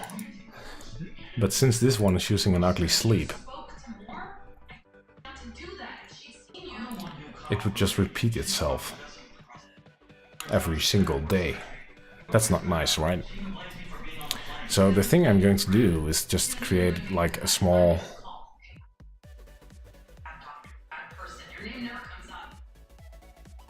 notice. Let me just create a file like 11 disable notice. Yeah, let's add a disable notice as SH. Let's pick up the top from here. If hash.config. False. If web.enable is false, then we should hash.log .info web. The web terminal has been disabled. And if hash.config.false web ssh.enable, then the SSH daemon has been disabled. So that at least gives the user direct feedback about what's happening in the logs as well.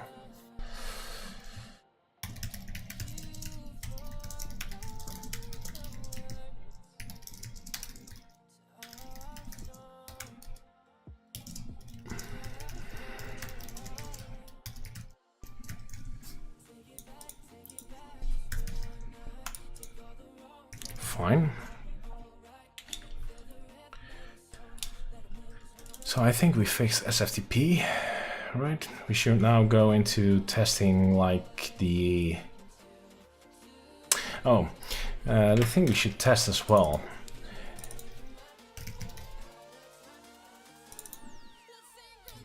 It's like removing the password.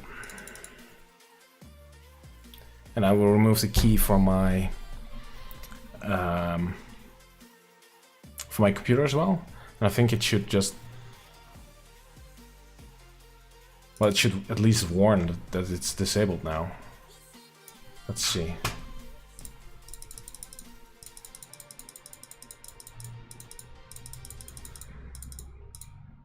Come on. Compatibility mode is enabled. Yeah. Oh, this is a notice. That would be nicer than notice. That's probably better. Yeah. Warning, please only enable when you know what you're doing.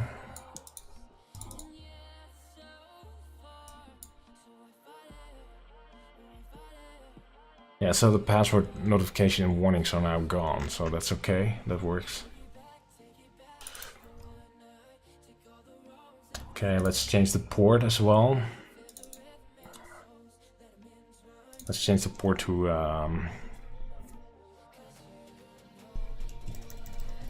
9999. No.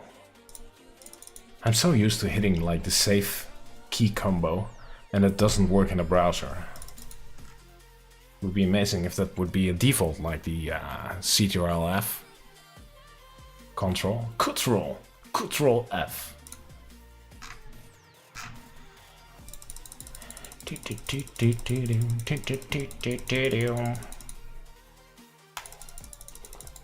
Come on. Come on.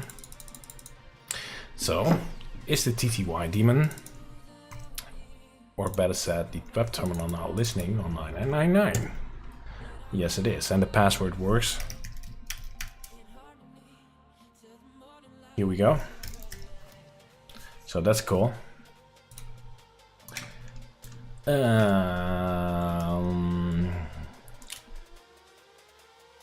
that works. SSL is untestable at this point.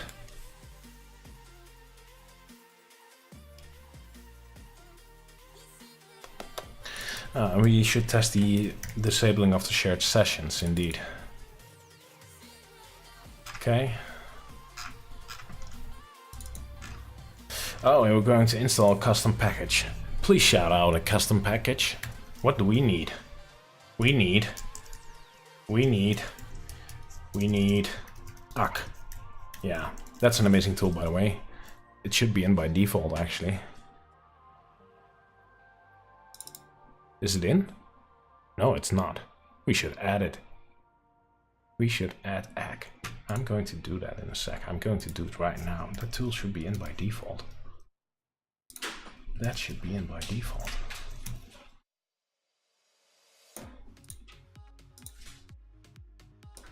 Let's add this one.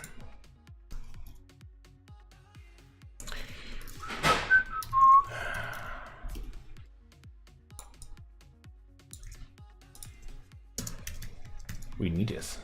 Okay, so that's in by default now. But still, I've added it to the packages list, and we're going to add an init command as well. And these commands are executed on start, so you can customize your shell environment. You could just like delete files, add stuff, just execute any Linux command on start. So you can customize your environment like to the max. Since Docker containers are not persistent, right? So if you restart, everything resets as it's been delivered in the container. But these little options allow you to manipulate it a little. As soon as the Docker container starts, these commands and these packages are installed and executed. So it gives you a little bit of like a lame persistent thing. It's pretty useful. Let's echo like, hi. Hi there. This should do an echo. Nothing special. Okay, let's save. Let's restart. Let's see if things work. So we disabled these sessions. So now if we log into SSH, we should not be attached to the same session. Okay, so it's installing stuff.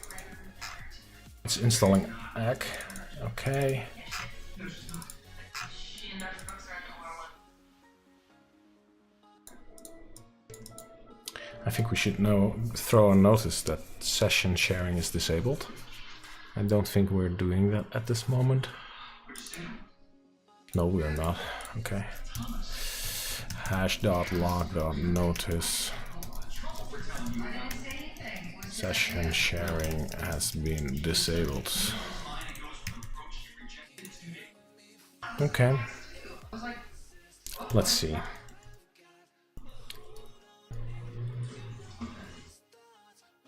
So now I get a command line.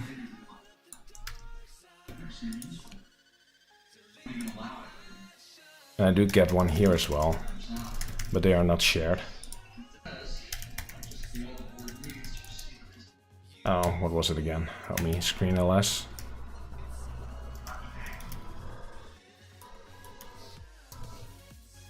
Yeah, ls.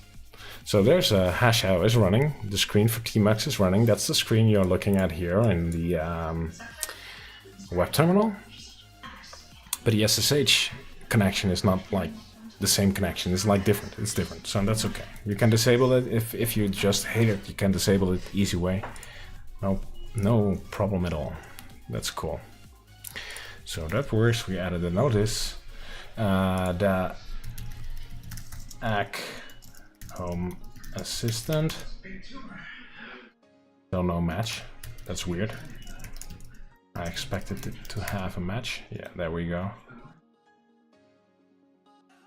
So this works. And did it say hello? Hi there. Yeah. So that one works as well. So we tested all the configurations options. We corrected a few. We corrected a few, like the session sharing notice, the notice for disabling SSH, and the web terminal, and we fixed SFTP probably. So we're going to rebuild the add-on in the current state. I think everything's set. And we added ACK, which I think is awesome. Okay, restart, rebuild the thing. And while this thing is rebuilding, I'm going to take another break and see the toilet as well. So, be back in a sec.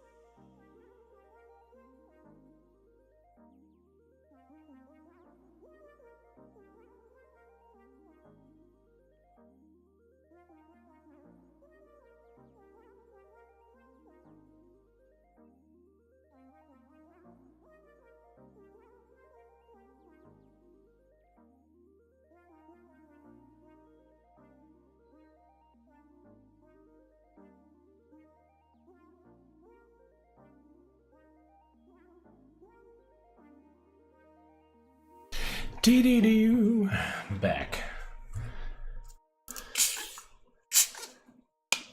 So it built, it run. It runs now. It has SFTP disabled. So the question is it truly disabled? Right? Let's see the logs.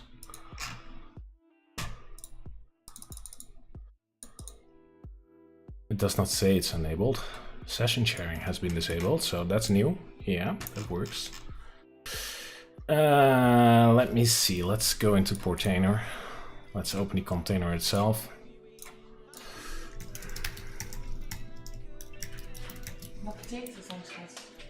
Hm? Wat betekent dat dan? Uit of zo. Ja, dan komt hij niet. Oh, Daar moet ik even naar kijken, schat. oh. Maar dat kan beter met een beetje daglicht, dus ik laat hem maar gewoon uit. Dat is niet erg. Nee hoor. Okay, so SFTP. Yeah, so now it's disabled. Let's see if we enable it. Let's enable it. Enable. True. Enable it. Restart. And it should show a warning now that the SFTP is enabled. Username must be set to root. Yeah, that's required. There's no way around that at this point. Restart again. So guys, you're just way too silent in the chat. Normally, really, come on. Add a queue. What do you want to buy this time?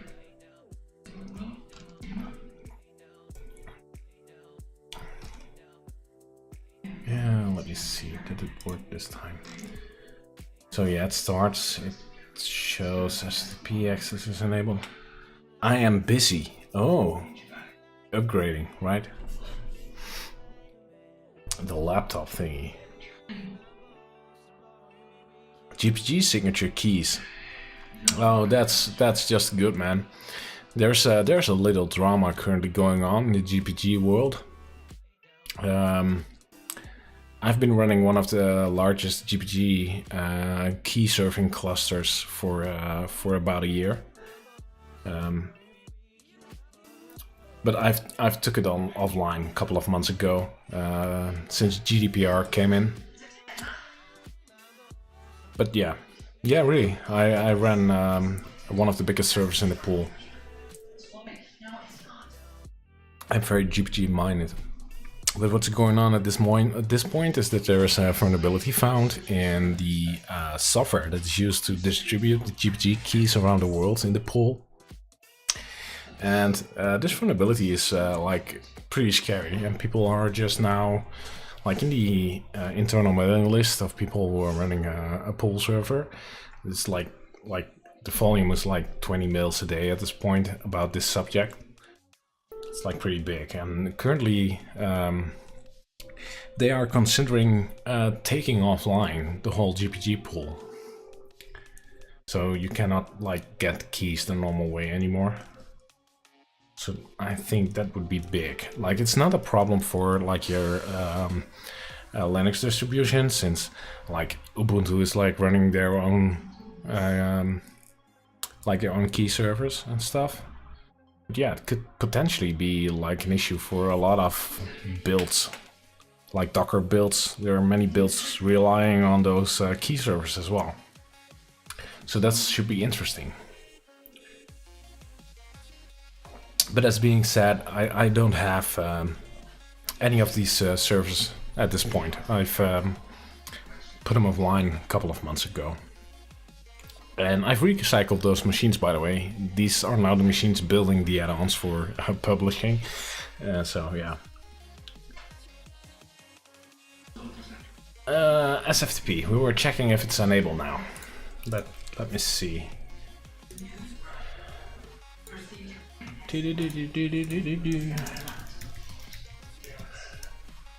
So now it's enabled. So this has been fixed. So let's check this one off the list. Act should now be in by default, which is okay. Session sharing disabled notice is now in. I should be able to create screens. Let me see. Let's reload this one. Should now be able to create new screens. Yep, it works. I can toggle between them. Like, let's put this in here. Yeah, it works. So that's okay. What else did we change in a couple of seconds? In those seconds, like the profile, the session sharing, the MOTD is now in. The MOTD, does it work on SSH as well? Let me see.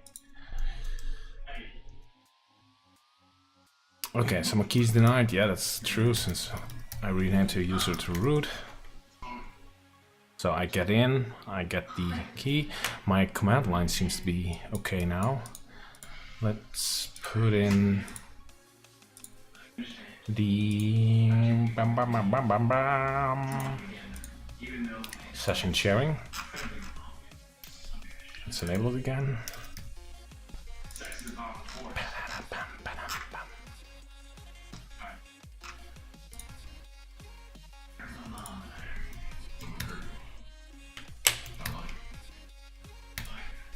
Come on.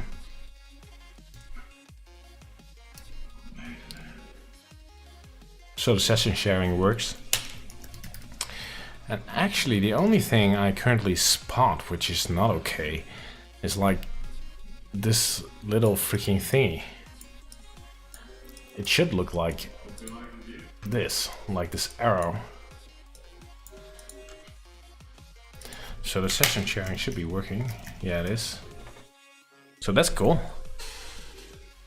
But what's going on with this little arrow thingy? I'm not sure.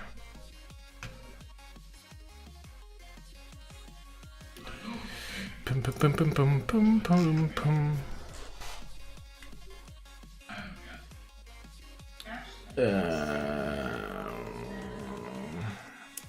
What could this be?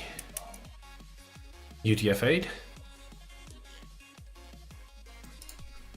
Which I like to call what the fuck 8.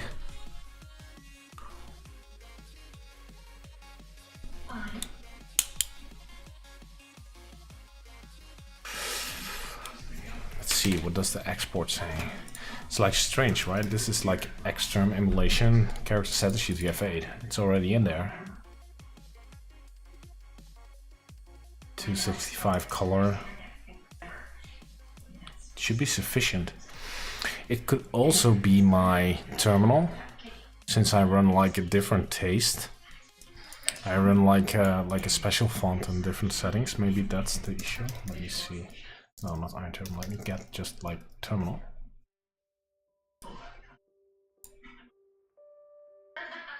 So this looks fucked up now. That's exactly the point, by the way. Don't be worried. Let's connect to it using like the normal terminal. Let's see what happens.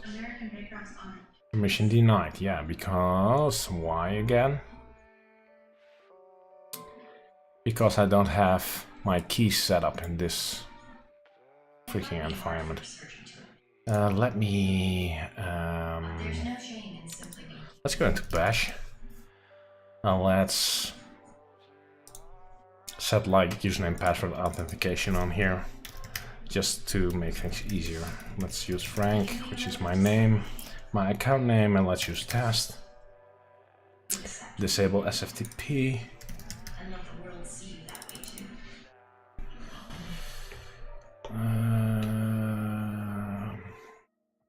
Restart it.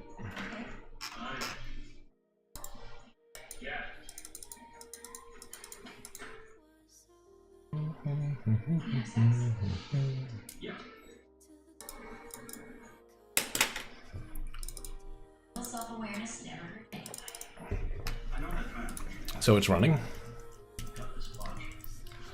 Let's try this command again. Oh, I had an incorrect username last time, so that's pretty stupid, but okay. Okay, still the same weird thing is going on with my character here.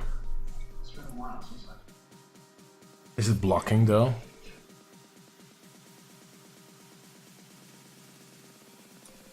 It's not pretty. It works, but it's not pretty. Do you guys have any idea? This is a Tmux session thingy.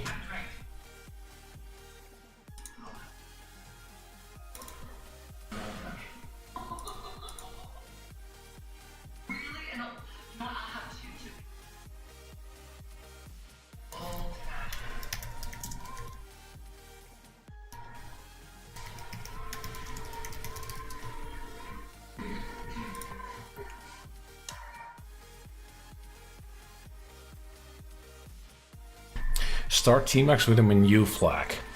Informs Tmux that menu is supported. Okay, that might be an issue. That might actually be the thing. Let's try.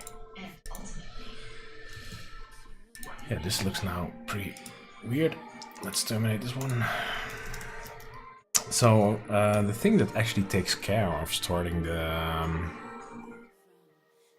Tmux could be like two things, right? It could be like the terminal itself or SSH. Yeah, it's in two places. Okay, so I'm going for the SSH first. Let's edit the Z profile, which handles this. Let's add menu. Is it capital or lowercase? Lowercase menu. Okay.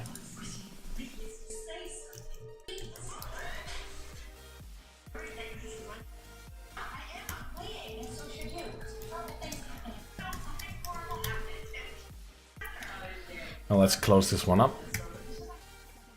Exit it. Connection closed. Okay, fine. Get name iTerm. No, it's not root anymore.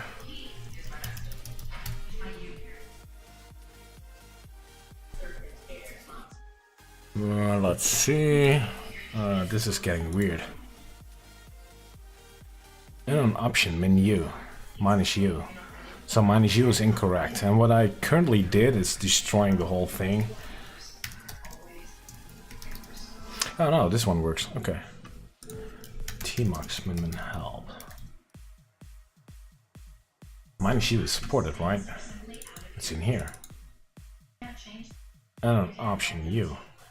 Did I make a typo? Like, probably I should add it in here, right? Maybe the order matters.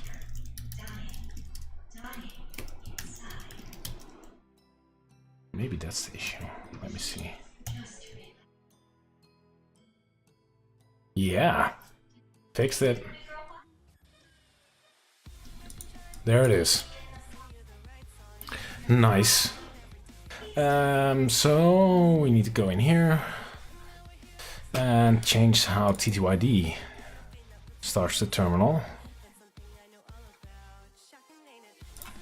It has to add menu, and we have to change how SSH starts it, which is menu as well. Ta-da! And as far as I'm concerned, if this works, I think it's done, basically. Yeah, rebuild. I don't know about you, but I think it's done. So that leaves me with, like, all these boring things. What do you think about the naming? Like SSH and web terminal, is that a correct at-all name for this thing? Or should it be shinier? I'm not sure. Do you guys have a suggestion?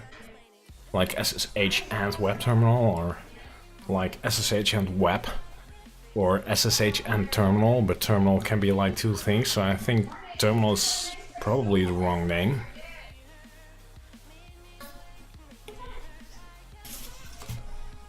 I wonder.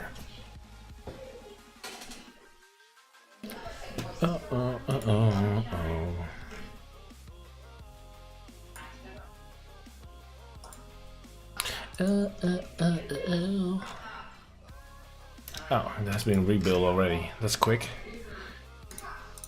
So it's running. And if it all goes right, it should now just be working state. Yeah, it is. Nice. And it should be shared as well. Yeah, it is. How sweet. It's really sweet.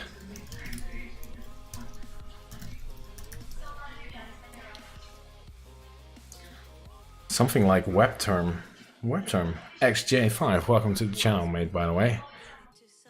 Thank you for watching. WebTerm. WebTerm, that's like short and simple, right?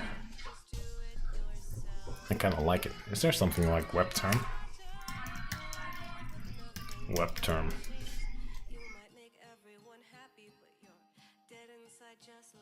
Full screen terminal in your browser.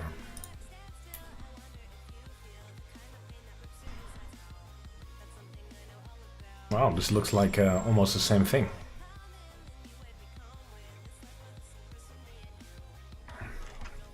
I guess. No, not.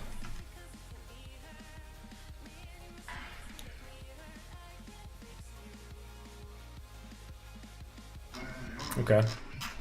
WebTerm. WebTerm is kind of cool. So let's see how it looks. Let's just do it lame way.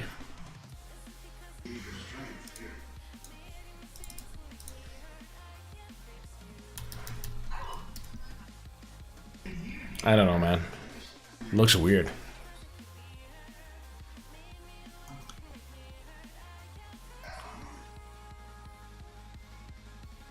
I think I'm going to keep it as it is. Just like web terminal.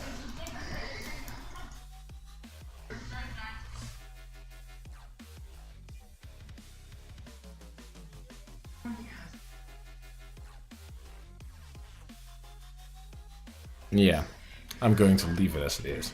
I'm going to change that name every freaking where. I think that's one of the first tasks, like, no. Okay, let's pick this name. Let's keep it. So this is going to be like so.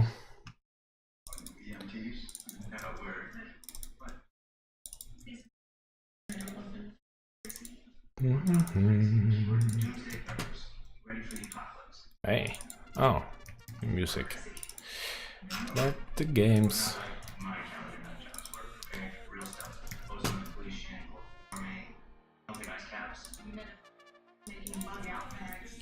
I don't know about the ampersand, by the way, but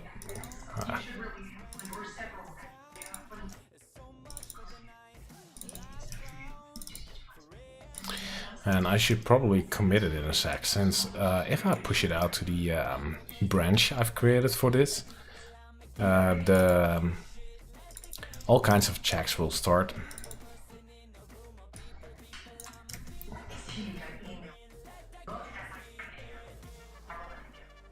Let the games begin. So it basically updates all these settings.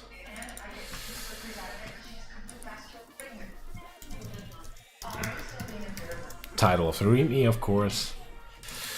Let me see the build. Oh, this is still outdated. I've updated the base image. I should do it in here as well. Let me take care of upgrading the base image real quick here.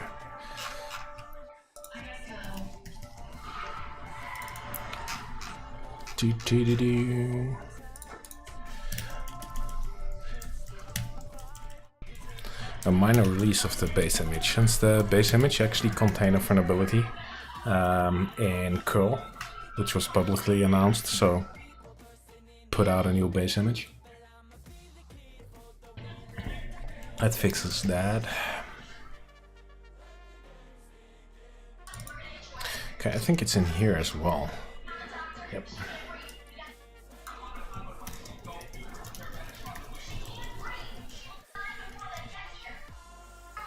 I should think about the slog, since the tagline probably should change as well.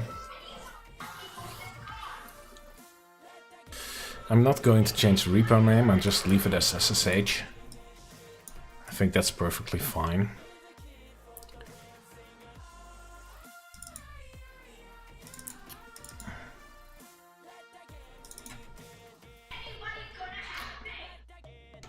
Begin. So let's commit this as the current state.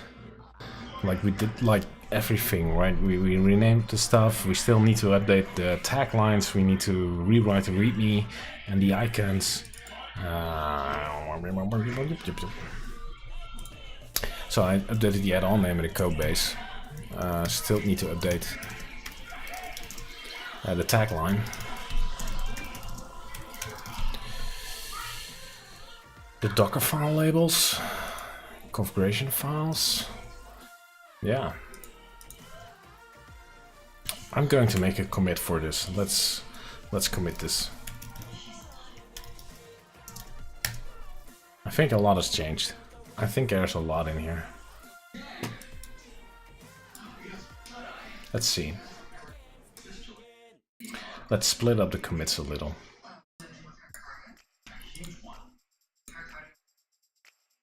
Like this is the base image upgrade. This is the base image upgrade. This hunk is the base image upgrade as well. Yeah. So we have now staged the base image upgrade. Arrow up.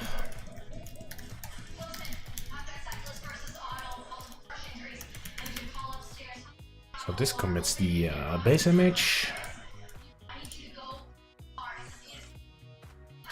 I think I'm going to make a separate commit for this one. That's ACK. Okay. Sparkles. I like sparkles. Adds ACK to the list of default. No, just adds ACK. That's fine. Okay. We should not commit it to do. So this is a notice we added. That's fine.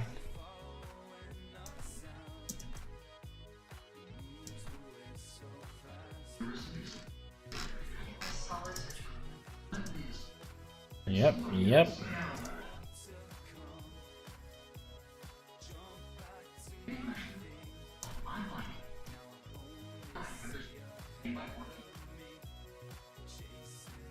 That's fine. This is the new UTF-8 stuff. The MOTD, which is indeed is now moved to from SSH to the tmux, which is weird if you disable session sharing, right? So if you disable session sharing, you log in. Yes, SSH will still trigger, so nothing is going. That's okay. This is okay.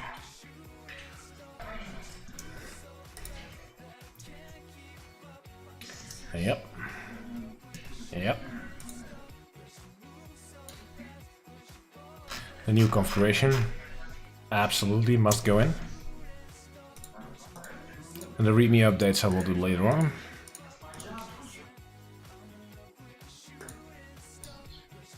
Yep.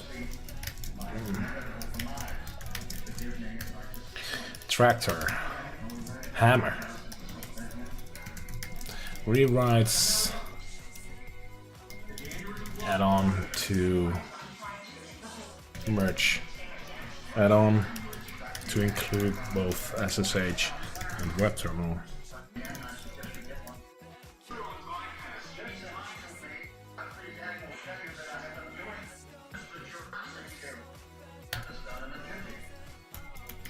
So the thing what I'm going to do now, I've commit like the major part of the source code now, right? So it's just a little readme and some textual things I might to do, of course. What I'm going to do now is push this out into our branch here on GitHub. Let me see. Where is it? Give me my branch. Well, here's my pull request with the branch open. And well, I did the initial thing, like just get the code merged in and then figure it out later on, which we did at this point, and we tested it pretty okay. And the cool part of the thing now, if I push it out, builds will trigger and it will test for all kinds of things. So we probably are going to be smashed by all the checks that are in. Let me see, let me open the checks already. GitLab.com. let me open the pipeline so we can see it happen and see my failures. So the last build succeeded like a week ago. Let's push this out. Let's see what happens.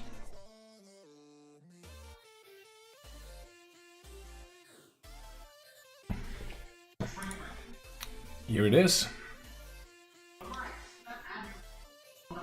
And this would trigger like GitLab in this case, and GitLab is going to run all kinds of checks against our code base. It's pending. Here it is. So let's watch it explode.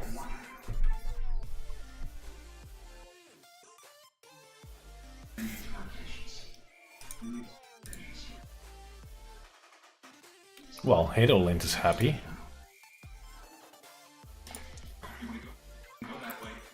Wow, shell check is happy. This one checks if all the SSH files we created are actually like safe and sound and according style guides and stuff.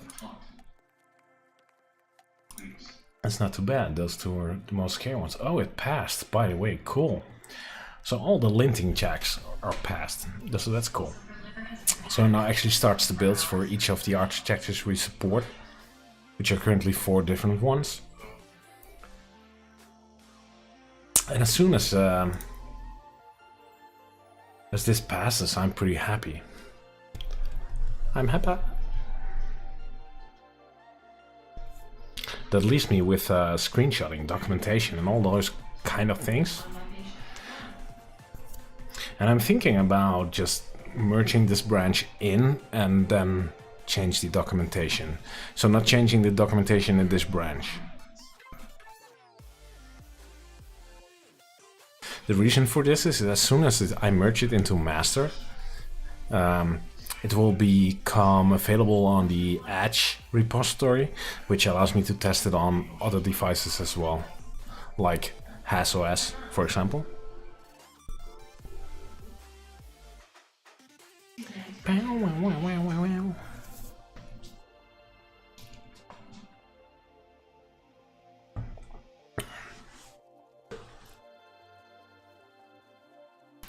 So what's going on in the world of home automation?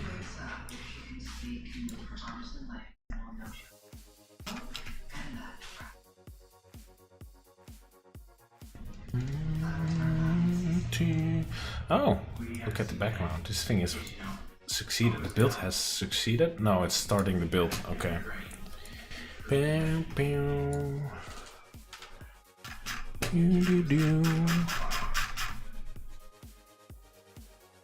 I see more and more of these accounts. I don't know if you noticed, if you're a Twitter user, you probably would. I have this like enormous query running, search query for everything Home Assistant, like tweets related to Home Assistant, hashtag Home Assistant, hashtag hash.io, looking for the text hash.io. So it has a lot of false positives, right? But lately I see these kind of tweets a lot, like I'm running Home Assistant version, I'm the Docker host, I'm running this. It's all like running some kind of Twitter script that everybody uses. Like the hashtags are the same, like this is randomstat, IoT Smart Home. They are the same. And you see them a lot lately. Except for when you are looking, but at least 2. We saw 2, right? 2 were having those things in. Okay, so the build passed. This is the 46-bit ARM version for like the Raspberry Pi 3B Plus. It passed. So that's cool. Built successfully. Here we go. Makes me happy.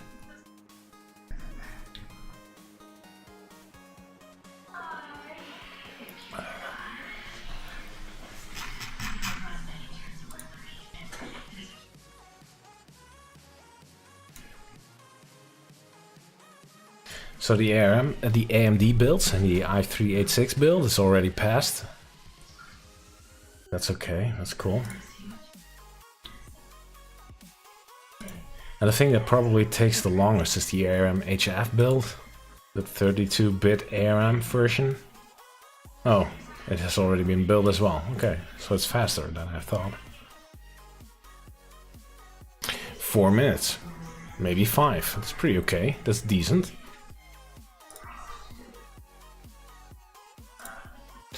Even if you think about it, it's pretty big. Yeah, look, the 46-bit is already completed, and the 32-bit ARM is still building. It's the slowest kit. But it's still pretty decent, like 5 minutes for... We even are compiling stuff. So, nothing wrong with it.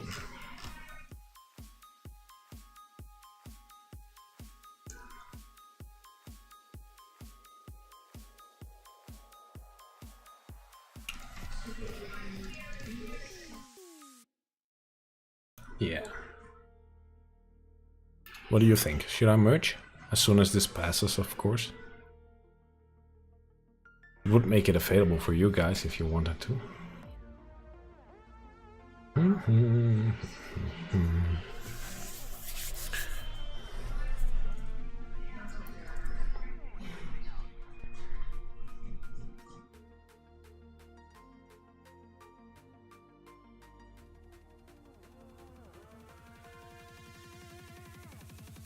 Come on. Please continue to build. Almost there.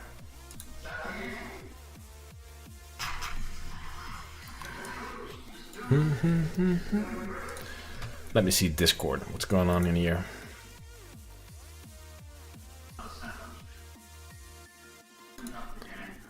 Let me see what's in Discord going on. Not much today.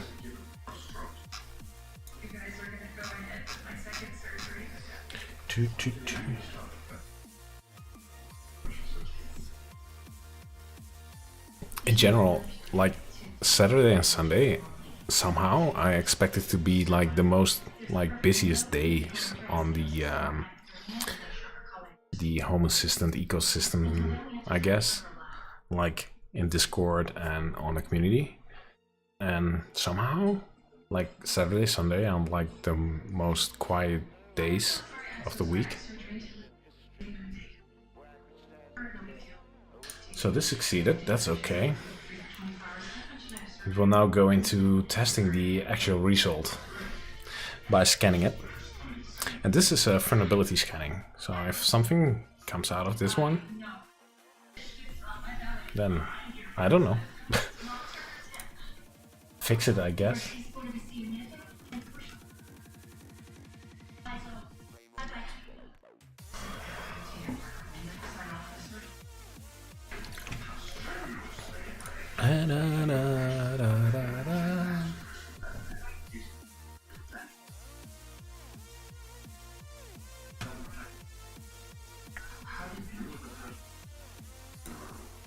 So far, I'm pretty happy with it.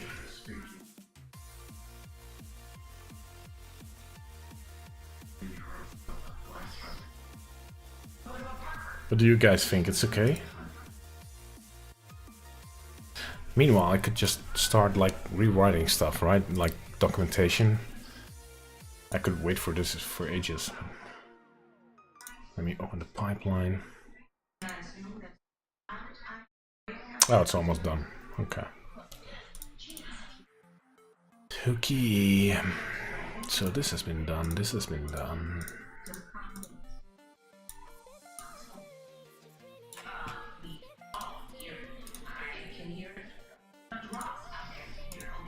So the build succeeded.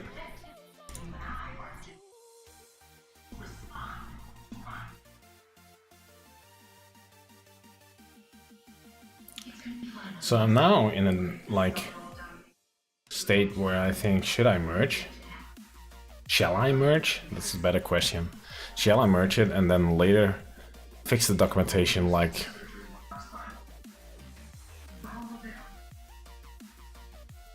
it would allow me to get access to running this thing on HasOS quite easily.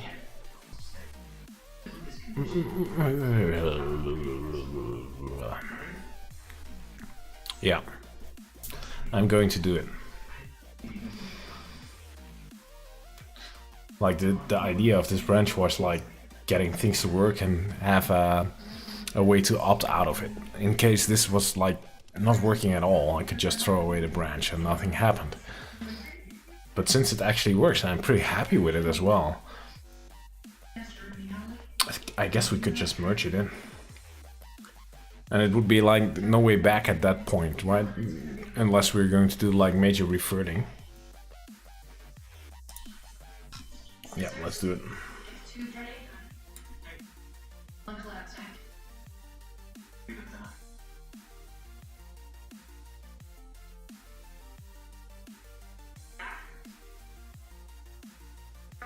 Should I?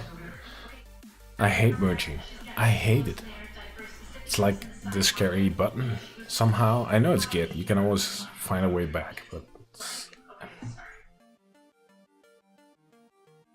it feels like the release button somehow. It isn't the release button, but yeah. If you know what I mean. Oh, I clicked it. Oh. Let's try again. Click. Here we go.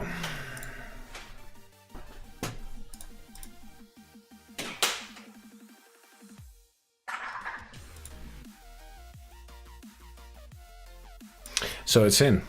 You know what I'm going to do, guys? This is now building, and as soon as the build finishes, you could test it yourself if you would like.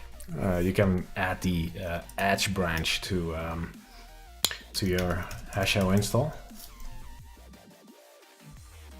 No, that's all wrong.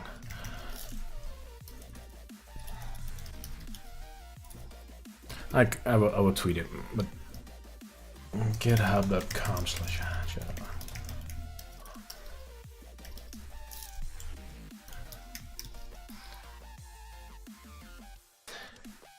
Like this is the Edge branch, the repository Edge. It will be added to this branch, and if you add this repo to your hasho, it will give you access to the add-on we just built.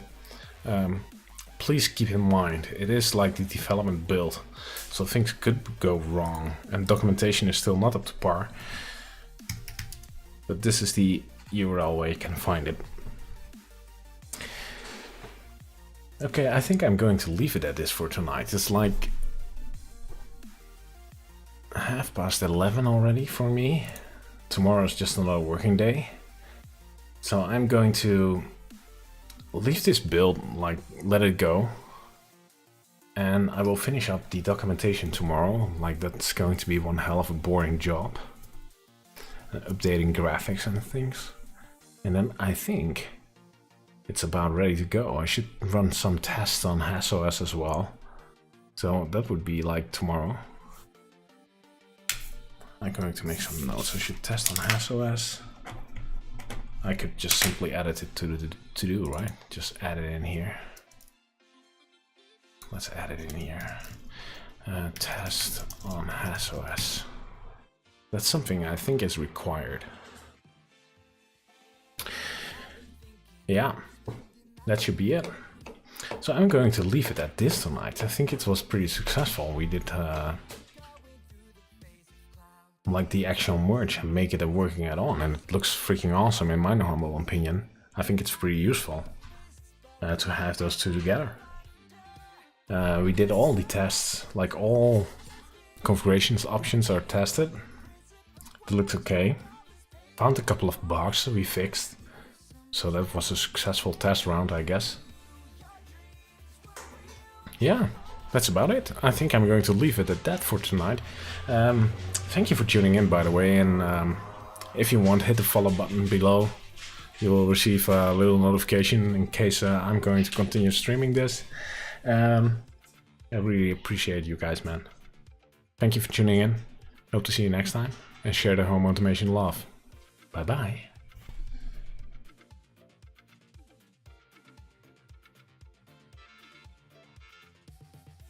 Streets, you've seen worlds that look the same, but they go by different